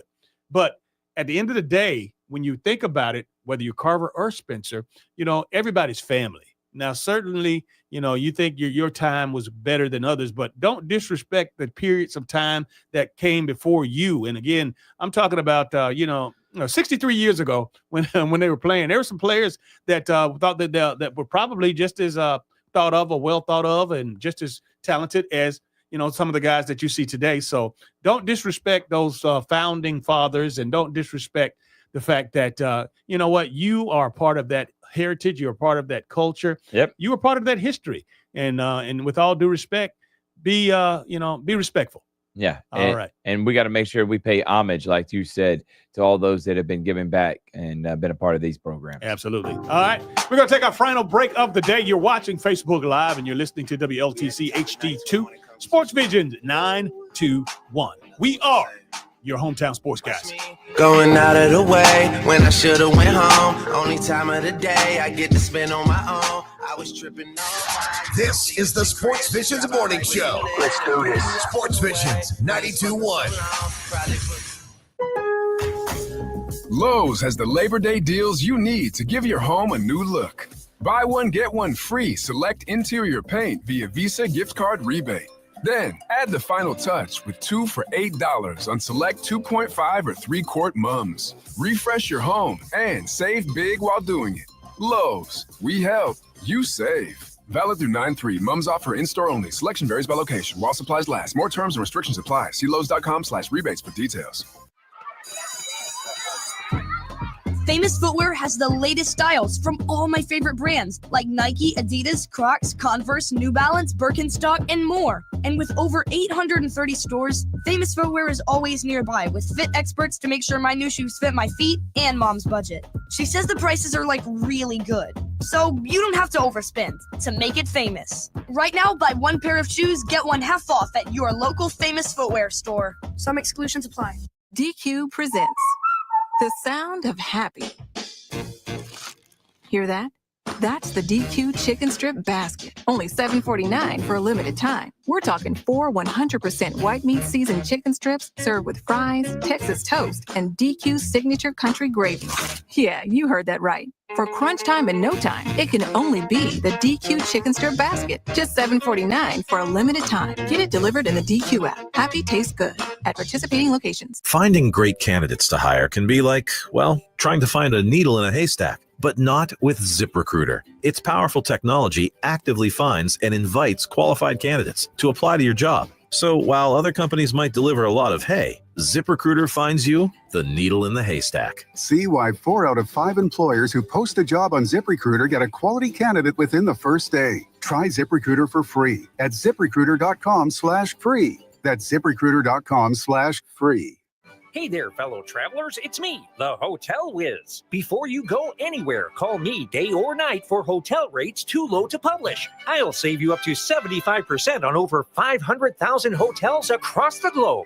You see, I've already done the research, so you don't have to spend time online trying to find the best deal. That's up to 75% off. Just call me, the Hotel Whiz. It's a free call, and you get instant access to rates too low to publish with no cancellation fees. Make a free call now and save up to 75% off your hotel rooms the next time you're going somewhere for business or pleasure. Call the Hotel Whiz now and get instant access to rates too low to publish. 800-710-3739. 800-710-3739. 800-710-3739. Call the Hotel Whiz right now at 800-710-3739. Catch the Paul Feinbaum Show, 3 to 7 on Sportsvisions 92.1. Now back to the Sportsvisions Morning Show. Here's 3-time Georgia Bulldog SEC champion and 1980 national champion DJ Jones and Thrift Barringer. Let me tell you. Welcome back to the final segment of the Sportsvisions Morning Show. DJ Jones, Thrift Barringer, and Thrift. It's been a wang dang doodle of a TGIF. Thank God it's football. Thank God it's Friday. And I also want to say again, great event last night. I had the pleasure, DJ, you allowed me to kind of get it started with Dave. We high-fived each other, sup, and then I went to go call a game, and I went back and listened, and Richard did a great job sideline, but I just thought y'all did an excellent job setting the tone. The atmosphere was great. Just a good organization last night. Now, when you say Dave, you have to understand that there's a couple of Daves. Well, we shouted out both of them. Go ahead. Absolutely. Dave Arwood, who's the operations manager of PMB Broadcasting. Yep. He was on the scene, of course, with our good friend Mike Kelly and our colleague. And, of course, there's the legendary Dave Plata, who shared the platform with us as, of course, you two were co-hosting prior to me getting there from Carver, because I had a speaking engagement. I had an opportunity. And again, I want to shout out Christ Community Church. I want to shout out Josh Heath, who is the chaplain, FCA chaplain for the George Washington Carver Tigers. I want to shout out Jarvis Jones, the head coach, as well as shouting out the principal, Lakoya Day, and the assistant principal, Tay Watts, for inviting me and to come in and try to inspire, drop some nuggets on the team as they prepare for tonight's big bowl game. I call it a bowl game because it's the Heritage Bowl. Yeah, it is, DJ, and I can't wait for it either. But I'm glad you were able to go speak. You and Sean Redwards last night. I saw the pictures, and then it turned into a fantastic evening at the kickoff for calls. It was awesome to see the cheerleaders from several schools and the mascots and everyone involved getting fired up to raise money for a good organization. And the Ann Elizabeth Shepherd Home, Twin Cedars, and nonprofit, and Kim Rozicki. I'm glad that we're associated with that, DJ. Absolutely. Again, 3 years in a row. And Unreal. Again, another one in the books. We were able to crack 100,000. To be exact, it was more like 125,000. We'll get the final number. Again, we'll have.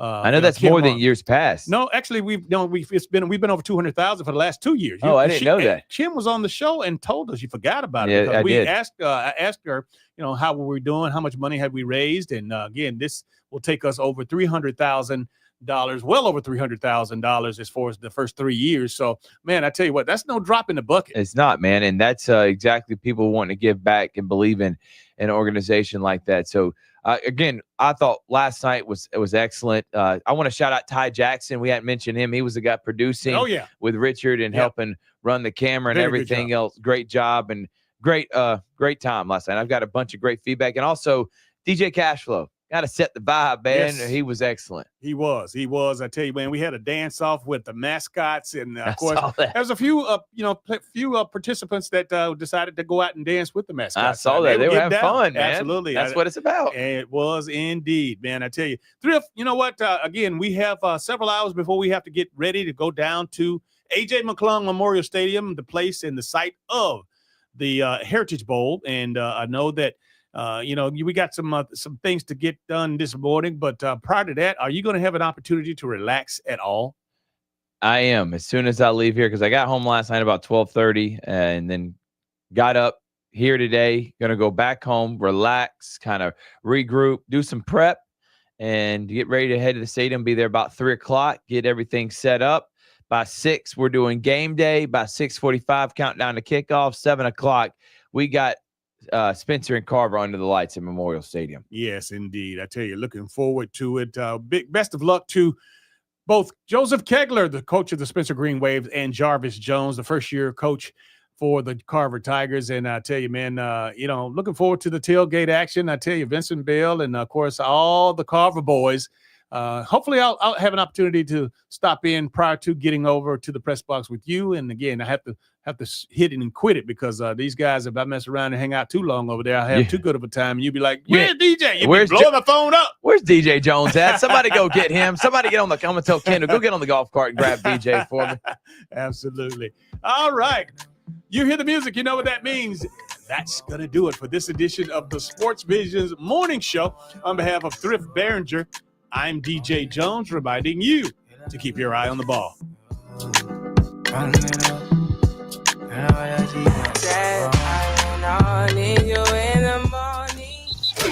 You've been listening to the Sports Visions Morning Show with DJ Jones and Thrift Behringer. Brought to you by Global Diagnostic Services and the Finley Firm. This is Sports Visions 92.1.